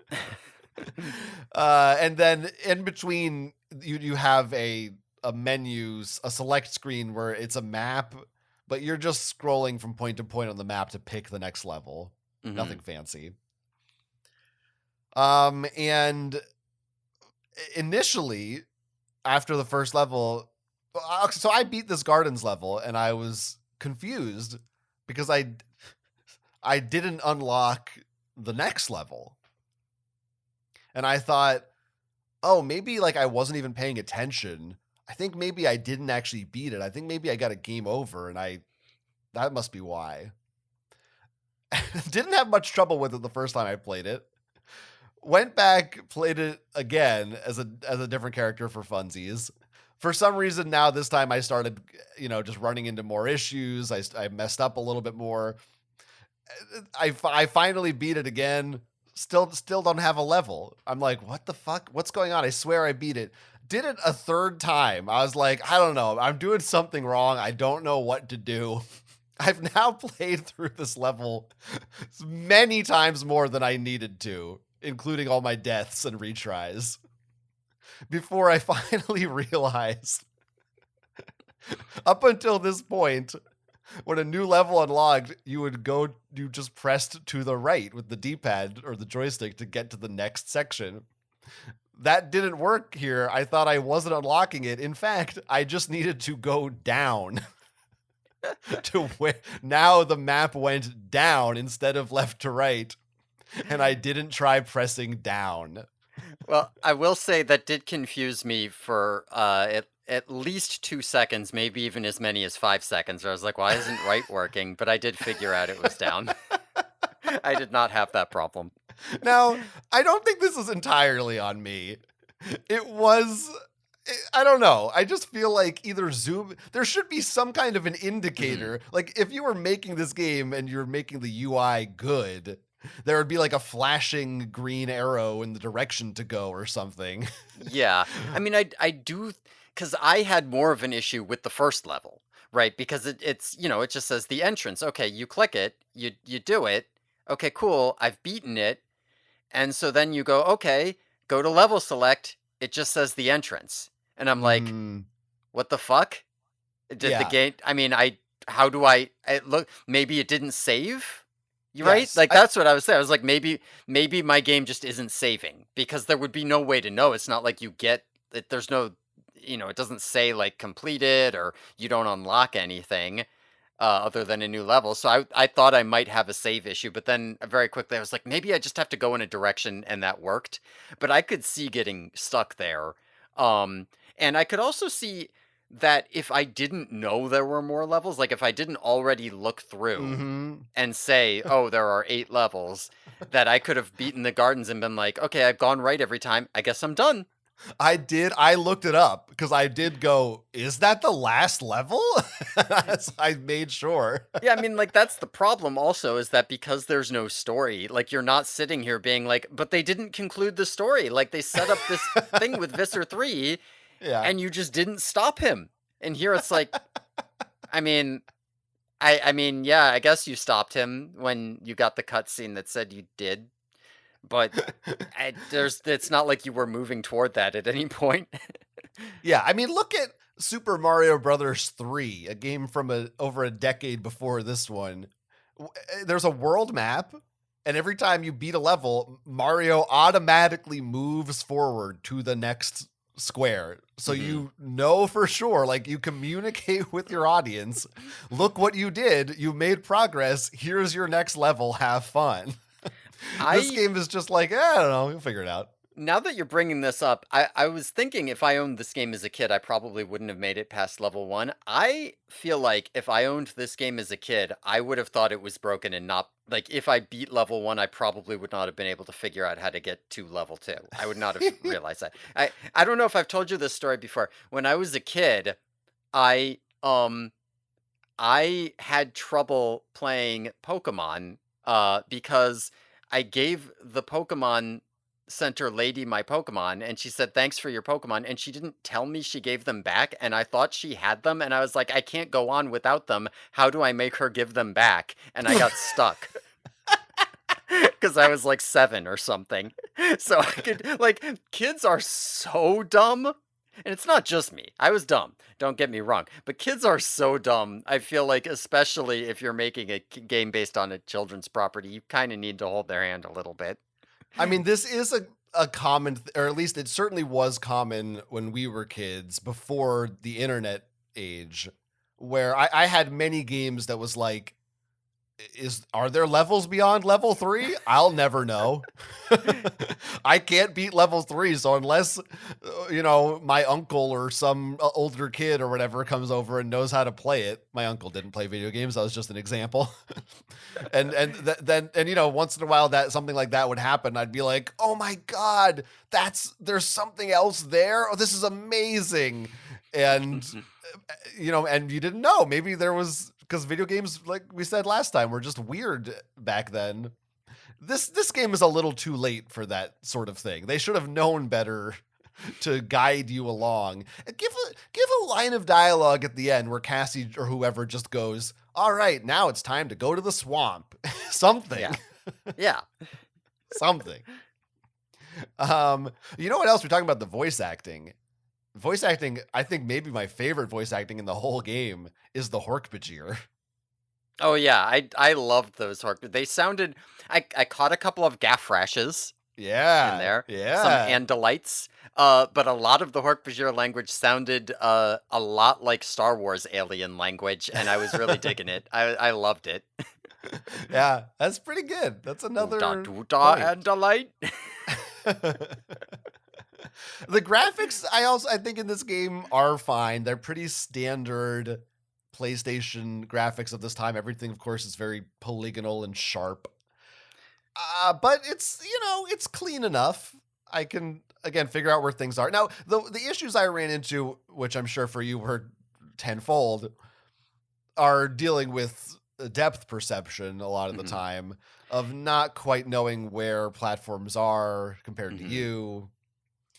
Yeah, Yeah. so that is like the number one thing that I am just absolute dog shit at with platformers.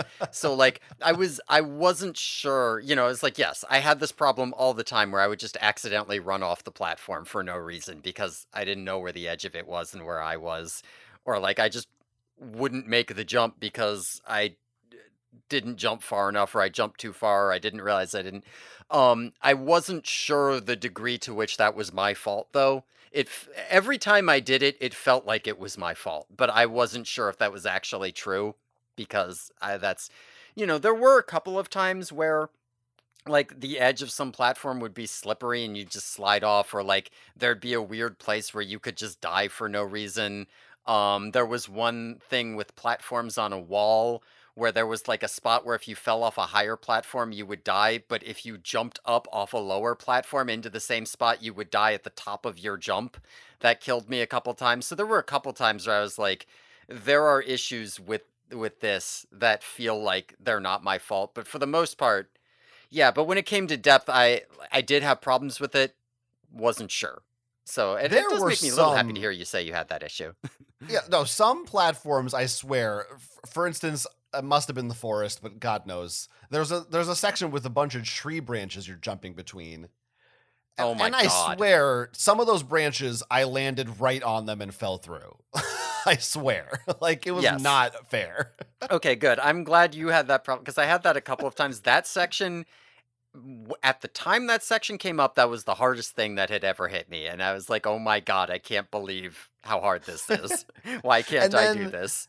there was another one later, probably in the city, but I'm not sure. I mean, that's a long ass level. Where you're jumping between crates that are in like green goo, and the crates are at an angle, so they're slippery, so you kind of have to go fast. And there was one crate that it had a checkpoint on it, and I swear to God, every time I landed on this fucking thing, it didn't matter how I tried to change the angle or the timing of my jump.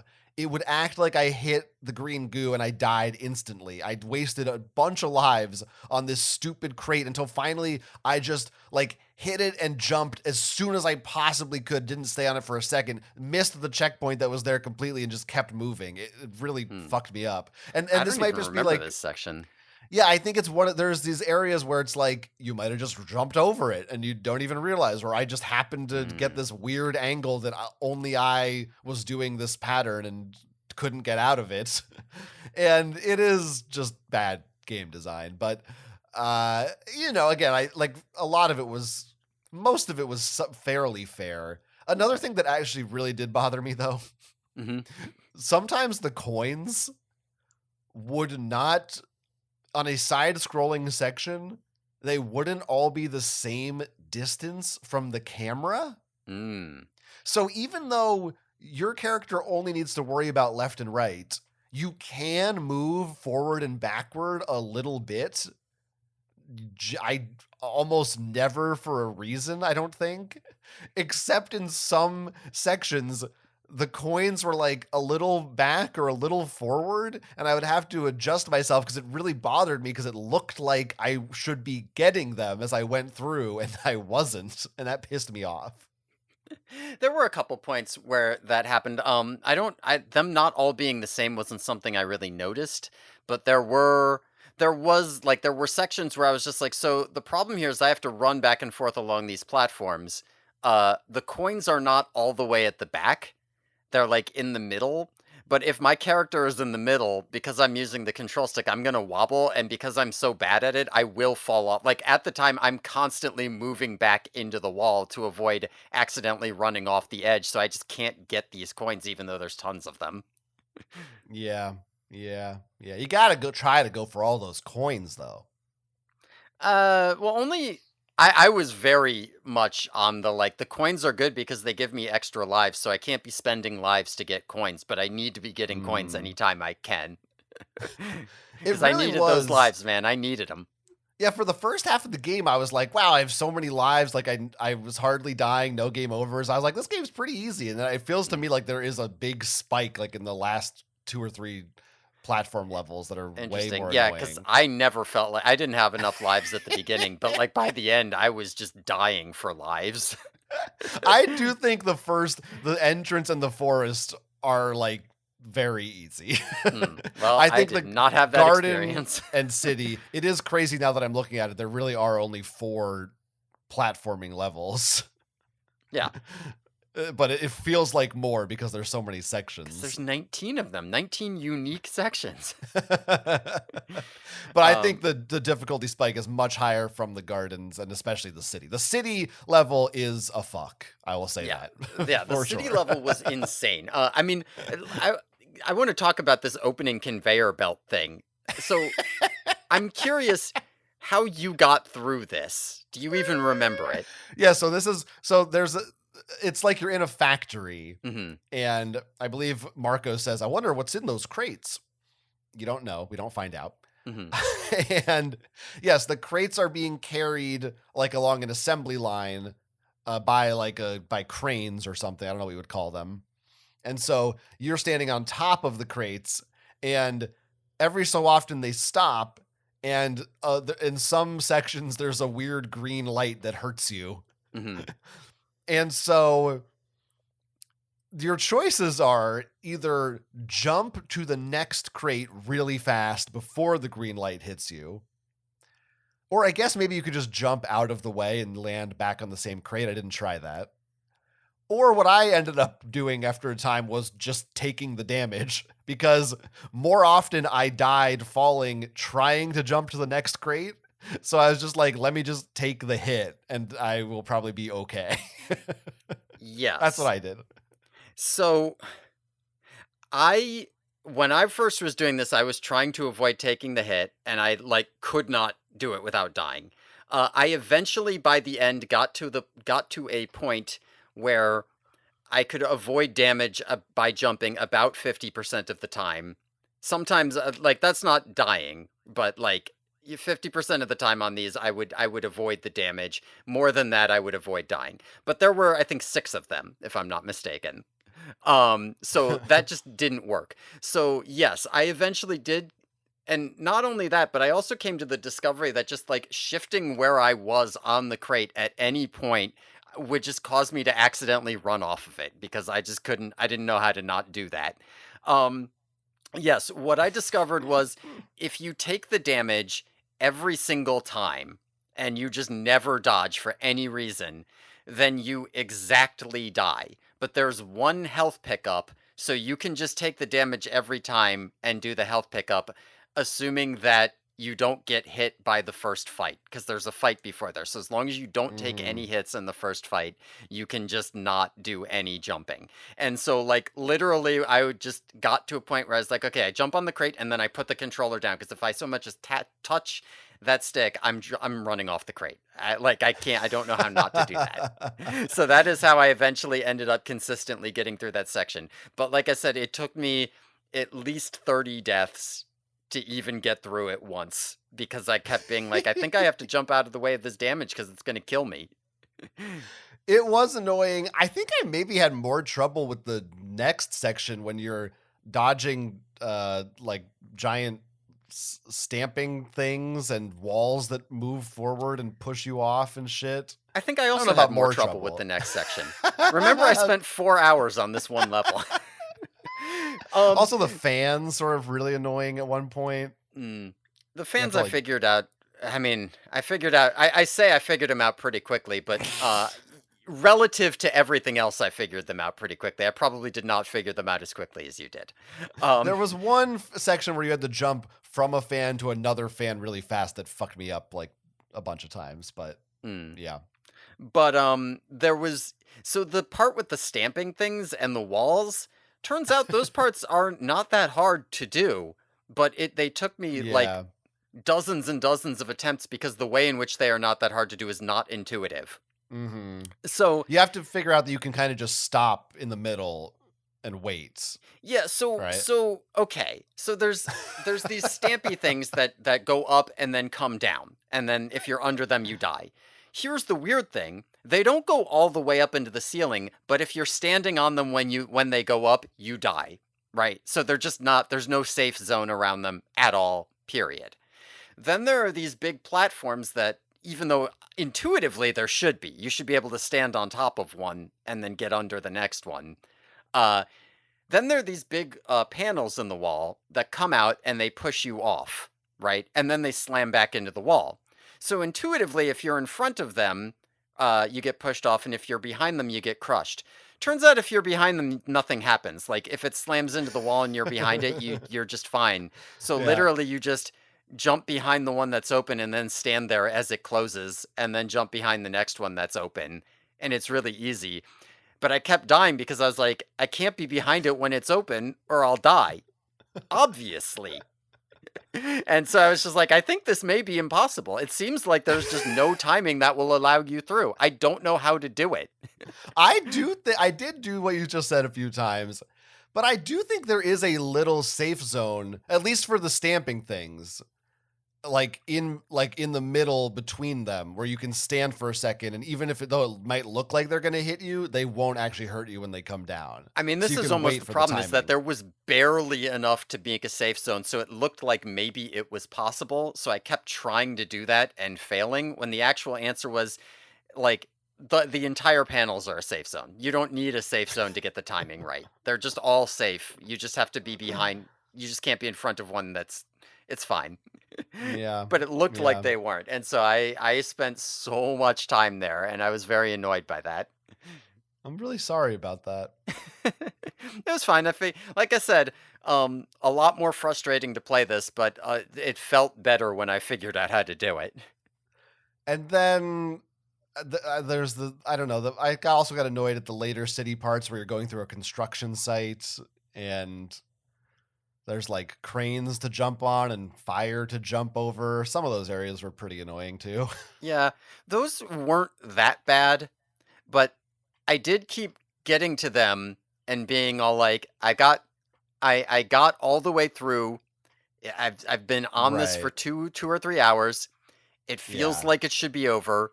I got to this with 3 lives left. I died 3 times, I failed the jump every single Right. time, lost all 3 lives. Fuck this. Fuck my life. And then I got back there and I made the jump and I was like, "Okay, it's actually not that bad once you've made it once." But the problem is that now I have to Problem is dread everything getting all the way before it. back here. Yeah.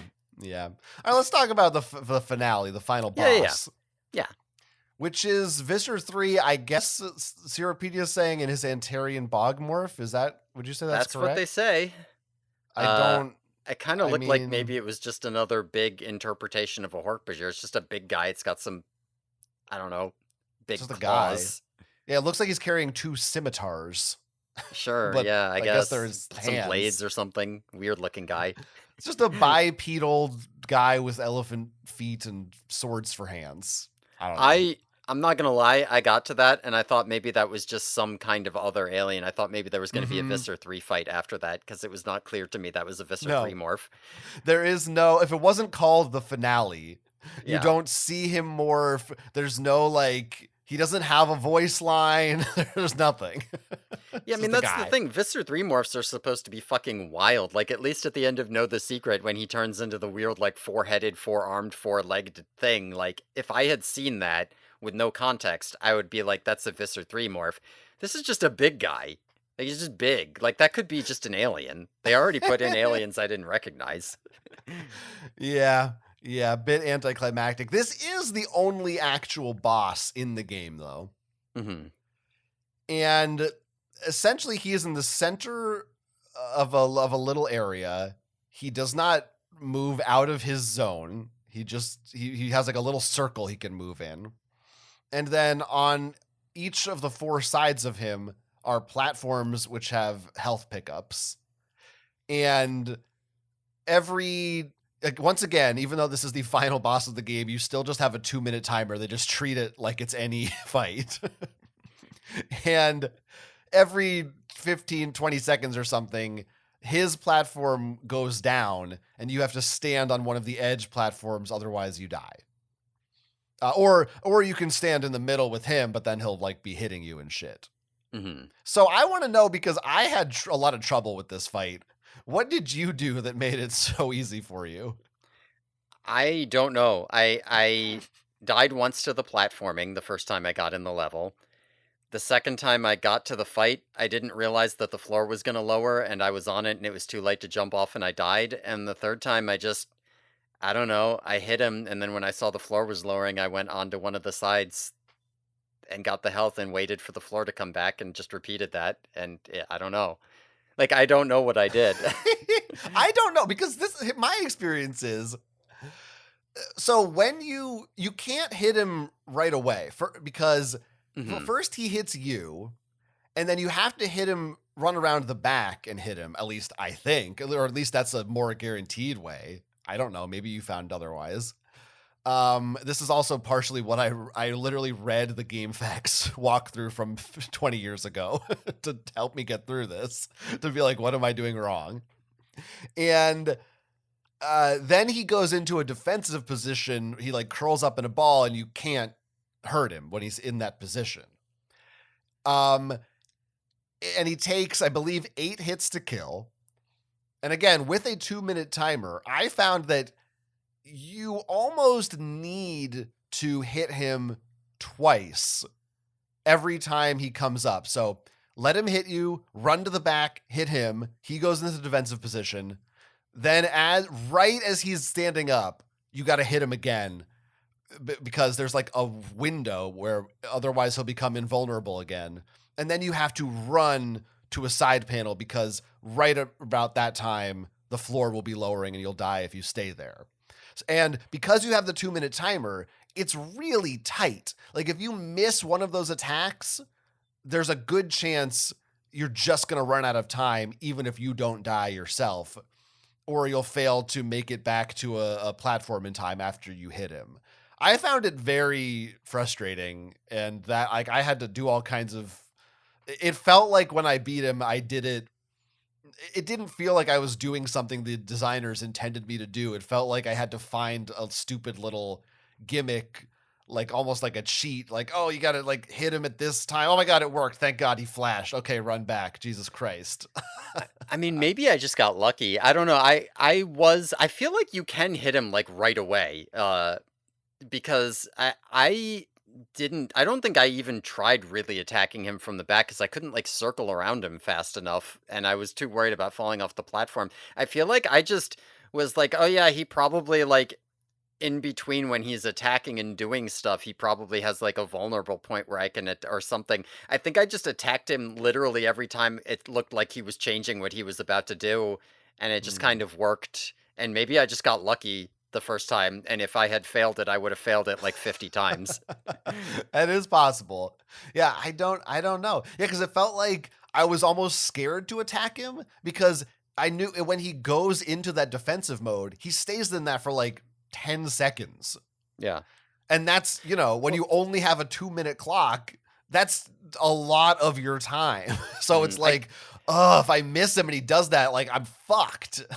you Mm. know? Well, maybe that's also part of it is that I didn't play it enough times to lose to the 2-minute timer, so I just wasn't even thinking about that. I was just like, oh, he's changing what he's doing, go for a hit. Oh, I missed it. He's in the defensive position. Okay, back up so I don't get hit. Just let him sit like that for a while. It's fine. Oh, I'll go, you know what I mean? Like I just didn't Yeah. even think about it. Maybe I I wasn't overthought it. yeah, I don't I know. wasn't scared cuz I didn't know. Which animal did you use? I think I ended up beating him as Marco. As I said, I flipped Mm. through the characters every single time. See, I Um, was Jake, so you know what? I bet Marco's better. that's probably true. Yeah. No, I think I started on Cassie the first time I played, and then I went to Marco because I liked him. Then I went to Rachel. Then I went to Jake because he was boring, and then I kept that rotation. So I think I went Jake, Cassie, Marco on my 3 attempts at the level. Thanks for that detailed breakdown. Yeah. Now everybody knows. They understand. Of course, I started as Marco, and I kind of wanted to play as him the whole game, but I was like, Mhm. I should experience the other characters. Marco will yell "insane" a lot. Yes. I did like that. A couple times Jake yelled insane, and I was like, Jake, what are you doing? Don't Well, say that. it's rubbing off on him. He's been hanging out with Yeah. Marco. They did have some slightly different animations. Marco does kind of a sillier jump. Rachel does this full on gymnastic somersault flip whenever she jumps. They do Um, all in just their default walking around animation looks like the keep on trucking. Like they do these big goofy strides mhm, that are very mhm. funny. Idling, Cassie does this Yeah. like hands behind her back and just kind of rocking. Jake has an idle animation where he like looks at the player and makes like a come on motion with his arms that I kind of liked. I think I only really saw Marcos, but I forget. I think does he do like a little dance or something? He does something, yeah, kind of silly. Yeah. So that's fun. So Uh, that's yeah. Mhm, mhm. well, there's a big element of Oh this yeah, game yeah, we yeah. haven't talked about yet. Yeah, You're I right. assume you're about to get to it. Yeah, There is one left. Yeah, and that is the music. the And music. the You've heard some soundtrack of for it. this game. Yes, listeners, you have heard it today, probably because I'm sure we said this at some point in the run of the show, but our opening theme song and our outro and the Patreon music intro as well, which is different. All three of those come from different tracks from this game. Crazy. So yeah, so the our intro is the sea. So you hear that da da da da da da. Da. You hear that when you're swimming as a dolphin. It got me so hype. Like I knew it was coming, but it got me so fucking hype. I was like, hell yeah. And our outro is the main menu, like main theme of the games. So you hear that down down down down hmm down down. And then for the Patreon, it's the streets theme, which you only hear for like a minute in the city level. You are in the streets section for such a brief period of time, and I gotta tell you, it does not match what you're doing at all. It's like they just told someone the streets, and they were like, oh, so it's like jazzy. You're like at a club. It's like the city streets, like saxophone, wow, wow, bow, bow, bow, bow, bow, and you're just like jumping over alien tentacles and shit, and then the music changes to a new section in like a minute. It's so weird. but it's a good song. Uh, They're all there's good. another track that I recognized going through, and Mhm. if you are a patron, you might recognize it as well, Well, or a longtime the listener. yeah, right. Go ahead. Which is, I believe it was the start of the Gardens. Is that where it Yeah. was? Mhm. But this is Yep. the background track to the Drode rap. That's right. It's pretty great. So, in a way, this game is kind of like the unofficial Yerky Boys game. That's right. 'Cause there's in all likelihood, if you're listening to this, you're more familiar with our show than this game, so you would play it and be like, "I know these songs from that podcast I listened to." Yeah, yeah. No, I mean, like, here's the problem is that the C, our intro, that's happening during one of the levels you just kind of vibe to, and then it's over. So I'm not like spending a ton of time there. Now the Drode rap, on the other hand, I'm retrying that over and over again. So I just get to be like making jumps, going like D to the R to the O to the D to the E. I mean, Very fun. not to admit how much I love myself, but I also did some of that as I was playing it. What do you mean yourself? I thought it was the Drode that made that rap. Well, I What do you supplied the got? beats. Oh, right. Okay. Okay. I mean, that song is just so perfect for that. It's like it's how does that song evoke the gardens? It's Yeah. clearly a Drode song. Yeah, I don't know what that was about. So that's a lot of fun. Mhm. I mean, yeah, the fucking you can't overstate it. Yeah. The C theme song is one of the best fucking pieces of music I've ever heard.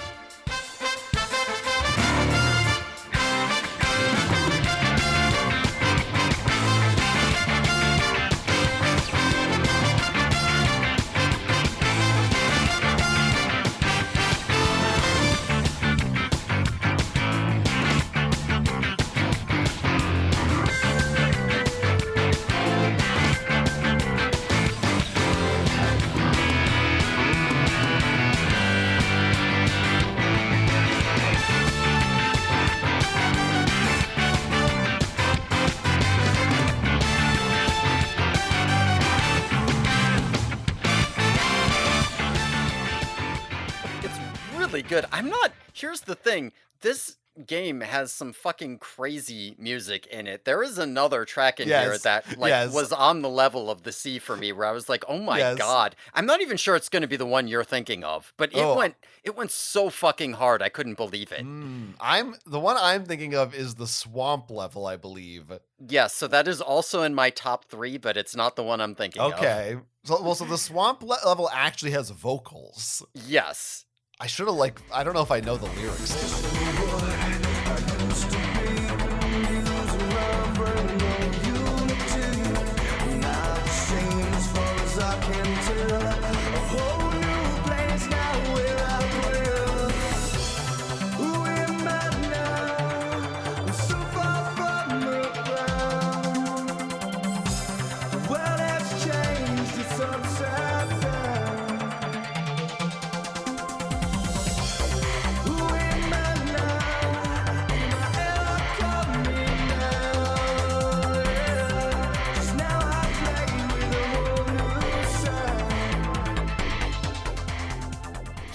Yeah, but it's so fucking crazy. It's this like I don't know if It exactly my sounds electronica like genres. It's like fucking house electronica or it's crazy. yeah, it's really wild and it's a banger. Yeah. What's your other one? My other one is I guess you'd call it Forest 3. It's for the third part of the forest level. If you go listen to that, I'll it put it is in. I'll put it in. it's fucking insane. The time signature changes on this song go so crazy. Like they did not have to go as hard as they did on this song. Like I'm listening to it and I'm like, "Oh my god, what are you doing? It's great. I love it."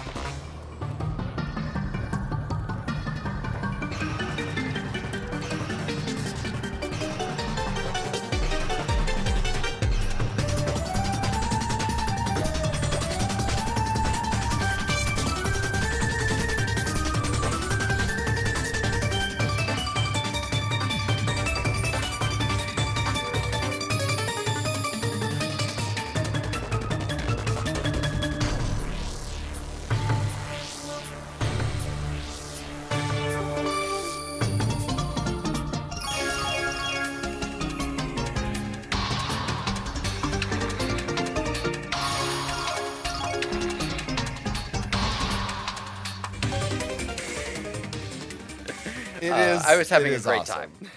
Yes, no, the music is a real highlight of this game. It's pretty great. Tom Hopkins and Chuck E. Myers, the composers for this game. And I see, looks like they also did the soundtracks for Twisted Metal and Jet Moto. So if you like those soundtracks, there you go. There you go. One of those guys, Chuck Myers, the other guy did nothing really other than those games. But Chuck Myers is still working. He was the main composer for Hogwarts Legacy, Lego Fortnite, Disney Infinity. Like, this guy gets work. He does real shit. Oh, and also a few Dance Dance Revolution games too. Damn, crazy. So I mean, I get it. If he was the main guy Yeah. doing this shit, he deserves the work. Yeah, no, absolutely. It's really fucking good. Like, that, the soundtrack is great. Sometimes it sucked when you had to go to the fight theme and it interrupts the song. Yeah. Again, that maybe the fight theme in its entirety is pretty good. If I could hear, but the problem is that I'm like vibing to the song in the background, and then I hear the same fucking 15 seconds of fight intro, and then the fight's over, and it's just kind of annoying. Final thoughts. I think we could get into final thoughts. Um, yeah, final thoughts, for all the complaints and stuff. Listen, I don't know that I had a good time while I was playing this game, but having finished playing this game, it feels like I had a good time. Like, I enjoyed getting through the whole thing. I think that if I had given up and like taken a save state from you, I would have fucking hated it. But like it did feel like all that bashing my head against a wall paid off. It felt like I got there. I enjoyed myself. The music's fucking great. Yeah, I don't know. I certainly liked it better than last week's game, that's for sure. Okay, I honestly wasn't sure where you were going to land on that. Mhm. Um, yeah, like I said. Well, give your IGN rating? My IGN rating. Mhm. Let's give this one let's give this one a 6.9. Wow, that's high. Yeah, Wow, why not? Why not? wow. Also, 6.9. Okay, Oh fuck damn, off. I Shut the fuck legit up. I didn't even think of that. God, I'm Good. funny. I'm the funniest guy who's ever fucking lived. I I do think this game, it does what I asked for from last week, right? It cuts out the fat. They did pick a lane. Mhm. So I have to applaud them for picking a lane, even if they no pun intended. Didn't I? Why do I feel like I've said this exact same thing about Hmm. something else on our podcast in the past? It's like I'm having deja vu about saying something picked a lane and another thing didn't. Whatever. Shout out to Lane. Um, it is, I think, perfectly cromulent 2000 Don't PlayStation. don't say that. It's a cromulent word. Just Two, don't say that. 2000 PlayStation platforming gameplay. It's very standard. Yes, there are areas that are frustrating.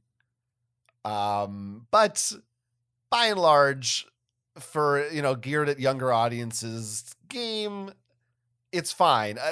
The biggest issue is that it's so short for some of us.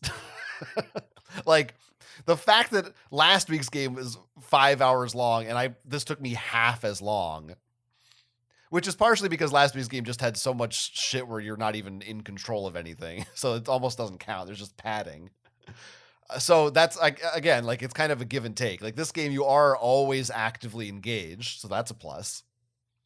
But it is really short. If you are someone who plays video games at all, you can beat this in 2 or 3 hours Hey man, I without got problems. 7 full hours of entertainment for this. That's not too bad. That's not too bad. Right. It's all about perspective. But I think it would have been so easy to add replay value to this game. And that makes me annoyed. Mhm. Here's my pitches. Number one, I mean, this is pretty obvious. Give each character different abilities. Now, this does take a Yeah. little extra effort. Yeah, I mean, I will say my immediate thought was, I wonder if there's any difference if I play as Marco or Cassie or whatever. Like, can Sure, I get to different areas? Is this like a of Donkey Kong course. situation? No. And I do think, because I was wondering also, Donkey Kong am I going to situation. want to come back and Oh, try each level 64. as each character? And the answer was no. I beat it once with one character. It doesn't matter. So right off the Yes. bat, I'm 100% on board with you. I mean, even at bare minimum, even if you don't change them at all you have to do, if I beat the level as Jake, put a little check mark next to Jake. Immediately, as a gamer, I go, I want all those check marks. I'm going to play each level as each character before I move on. That will literally quadruple the playtime of this game for me. Like not hard. I mean, fuck, even know the secret, you unlocked levels when you beat it. This game doesn't give you shit. And that's the next thing. Put collectibles in there. Mhm. Something besides just the generic coins, the modern side-scrolling Mario games. Each level will have, in addition to coins, they'll have 3 special coins that are like a little off the beaten path that you have to try to find. My cats just ran in here like fucking maniacs. I don't know if that picked up. Anyway, sorry, it's Dude and Fluffer McKitty. um, like have something in there that you can collect so that I go, oh, I missed that. Let me replay it again because I'll get a little special 100% if I get everything. There is no incentive at all to play any of these levels more than once as it stands, and it would take very little effort to give you that. So Mhm. that's a bummer. Um, but the music is really good and the game is fine. The platforming is fine. My IGN score is I think I'm pretty solidly set on giving this a 6. Sure. And I'm kind of surprised it's lower than yours, but I do think this is the best game that we've played so far. I would 100% agree with that. I don't think it's a very stiff competition, though. I I don't know. I don't think honestly it's much better than Know the Secret. I gave I Know the Secret like a 5.2 or something, I I think. would be more. Here's the thing. I have no desire to ever go back and play Know the Secret. Whereas with this one, if you were all Mm, like, "Would you like to replay this level now that you know how to do it?" I might be like, "Yeah, you know what? I did learn how to do that, and yeah. now I can do it, and it's got good music, so maybe I would." You know what I mean? And so that to me makes it so much better. I think so much of it is just the simple fact that when you're playing this game, you're always playing a game. Yeah. You hit a button, you jump. There's even when it's not that creative or innovative, there is just an immediacy to a video game of being able to press button, do thing. Whereas Know the Secret, half the time you're just like, fuck, I gotta wait for them to fucking move to the next scene. It's loading again. Oh my god, it's a fight. Which fucking combo do I press? Yeah, it sucks. So, but I do think it does some things better in some ways, mainly in the presentation and story. But Mhm. and again, it's like this game is just so simple that the other game had too much, and this game has not enough. I think that really sums it up for me. Yeah, I think Uh, that's fair. I mean, would you recommend that Animorphs fans hmm, give this game a shot? Listeners and all that. Probably no. Like, I still don't think it's worth playing. Like, it's like just listen to the soundtrack on YouTube. That's what I would recommend. I Yeah, I mean, mean that is really what it is, right? Like the soundtrack is great and you should listen to it. And I do think there is something fun about going through the levels, the like flying and swimming levels just because like there is a level of interactivity where you are controlling a thing as this music is playing and you're vibing, but you're not really playing a game, right? Like, so the gameplay doesn't matter, right? Like, you're not sitting here like, oh my God, I can't, is the gameplay worth it? Is it bad? Is it good? Nah, it's just kind of fun. But outside of that, like, I don't know. This though, unlike Know the Secret, where I'm just like, I mean, you could if you're a completionist. This one, I kind of feel like, I don't know. Like, if you feel like doing some platforming stuff, you could try it just for funsies. I don't I know. I But think maybe that's just because another I'm not a gamer. yeah, I think a factor here is that you don't play platformer games. Hmm. So for you, you're like, there's at least some level of novelty.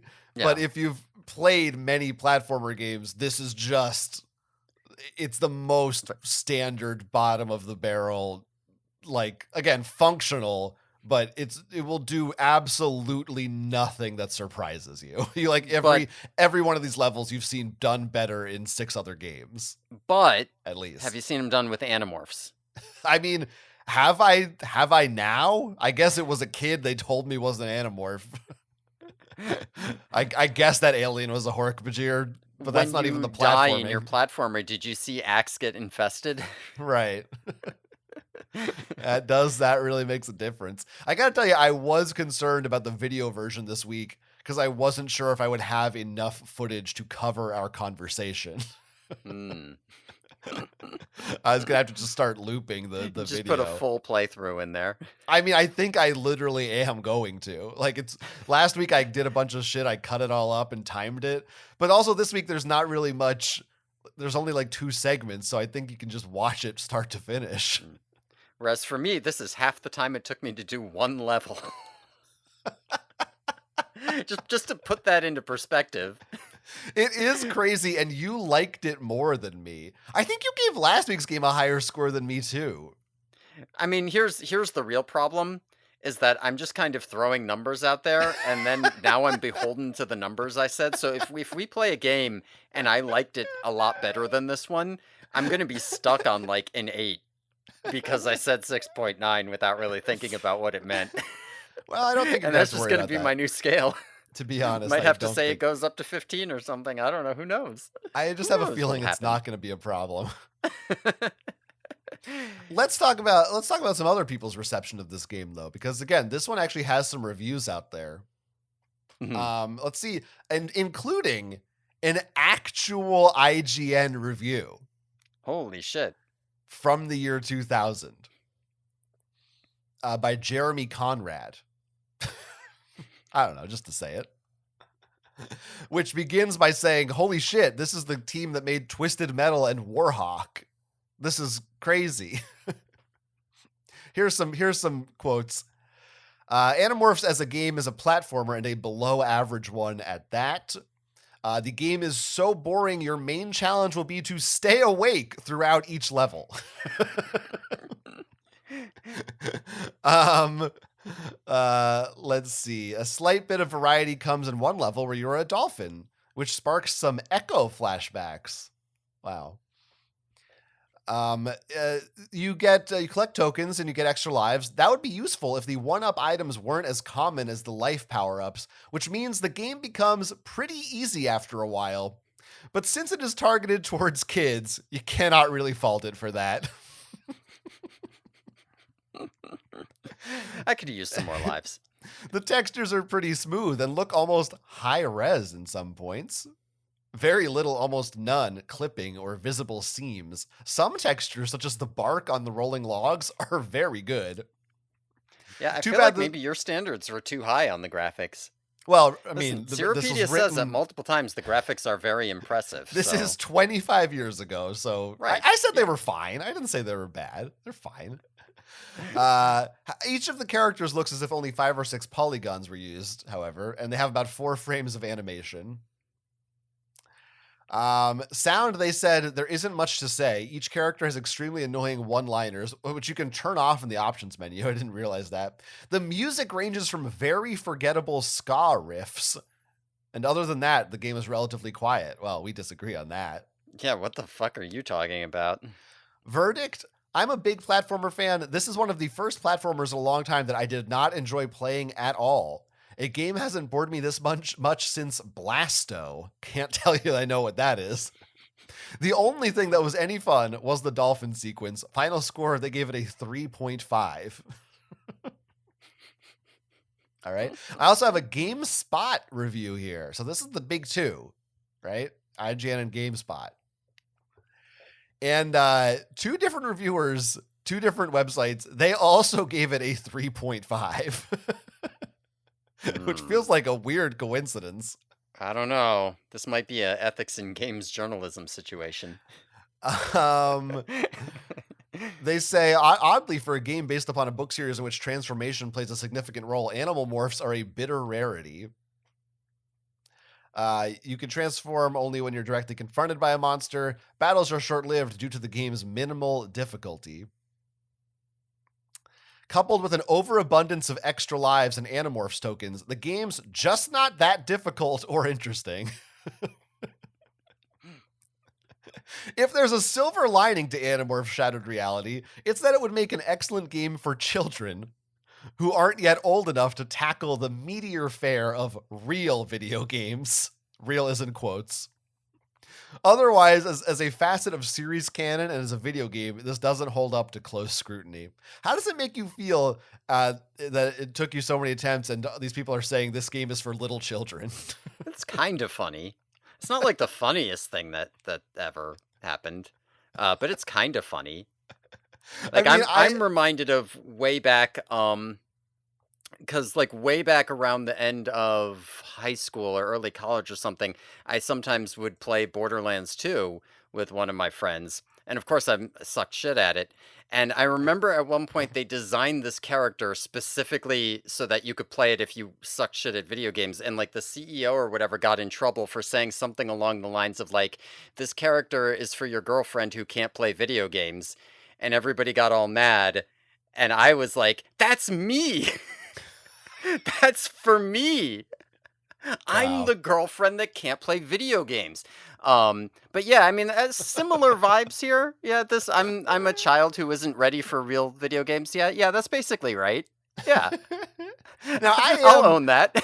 I'm a little more on your side. I do think the game does have some frustrating parts, but like when taken in a whole that it's like 2 hours long, it's like, oh, I guess how hard could it have really been? Right? I mean, I did get mad at it though. I can't deny that. I did the most positive review I could find, which I don't have the full text of, but it's listed on Metacritic, is from PSX Nation. Remember PSX? I told you. Wow, holy shit. They gave it a 68, close to your score, and they said, a good night's rental for the little ones, as long as mom or dad are nearby to bail him or her out of the tougher spots. So, okay. That's what I needed. Yeah, that's you. You needed mom or dad to bail you out. To be honest, like I said before, I think if I had been bailed out, I would have hated this game. Like it was like I was so upset trying to get through it. I think without the catharsis of having actually accomplished it on my own, I think that I would have just hated it. So you unlocked your inner gamer. Well, I don't know about that. I mean, that's the heart of a gamer. Now, there is a 0 score from Daily Radar. The control is so bad, it's impossible to predict how high, how fast, or how far the characters are going to jump, or if they're going to jump at all. Hmm. See, even I didn't quite have that problem. I Yeah, only I had don't think regular that's amounts of true. difficulty predicting where I would go. Yeah, I think that's an exaggeration, but I don't know. Like, so much of it depends on your experience, because I'm sure the people doing these reviews for IGN and GameSpot are just playing video games 24/7. Yeah. There's especially, I do think there's a facet of it that is the fact that it's a PlayStation 1 game, and there is a little bit of a difference in the way that physics and movement were handled back then, that uh, you had to kind of be accustomed to some of the shortcomings of that. Hmm. Yeah, I think there's also a noise issue too, right? Where like if you say the controls are bad, what that means is that the controls there's noise in the controls, right? Like there's the way that you are precisely trying to get it to input and then it's not quite doing that, right? Because there's issues there. Whereas if your hands are big slabs of meat, right, and can't fucking move a joystick, then the noise is all in my hands and the noise of the bad controls is so small compared to that I don't notice it. Whereas if you're very, very finely tuned and know exactly what you're doing, that control issue becomes massively exacerbated. So I think that could also be a problem. Well, it's fascinating stuff from any way you look at it. Sure. Animorphs Shattered Fascinating. Reality, maybe play it, but definitely listen to the soundtrack. Yeah, do that part. So I think that's it. If anyone listening has opinions about this game, if you've played it, or maybe there's a Resident Evil 4 reference I missed somewhere, you can Almost email certainly. us, theyerkyboys@gmail.com. And check out our Patreon, patreon.com/theyerkyboys, because this week over there, we are, what are we doing? Oh yeah, we're doing 2 Jordan Peele movies, Get Out and Us. So that'll be fun. That It's will be fun. $5. It's good. You can follow me online at jonathanestis.com or on Blue Sky at Quents. I do other stuff. You can find all at those places for funsies. Next week's game, I will just say before we close, I do know a little bit about it Mhm. in terms of like what type of game it is. It is not a platformer. So while I don't know if we will enjoy it, I do think it may be the least frustrating for you. That's kind of exciting. I'll let you let everyone know what it is exactly. All right. Well, thanks everyone for listening. Tune in next time when we will be discussing Animorphs for the Game Boy Color, in which the Buff Boys will be gaming in color on the Yerky Boys. Are we the Buff Boys? Oh, Marco and Jake are the Buff Boys. Yeah, but why are they gaming?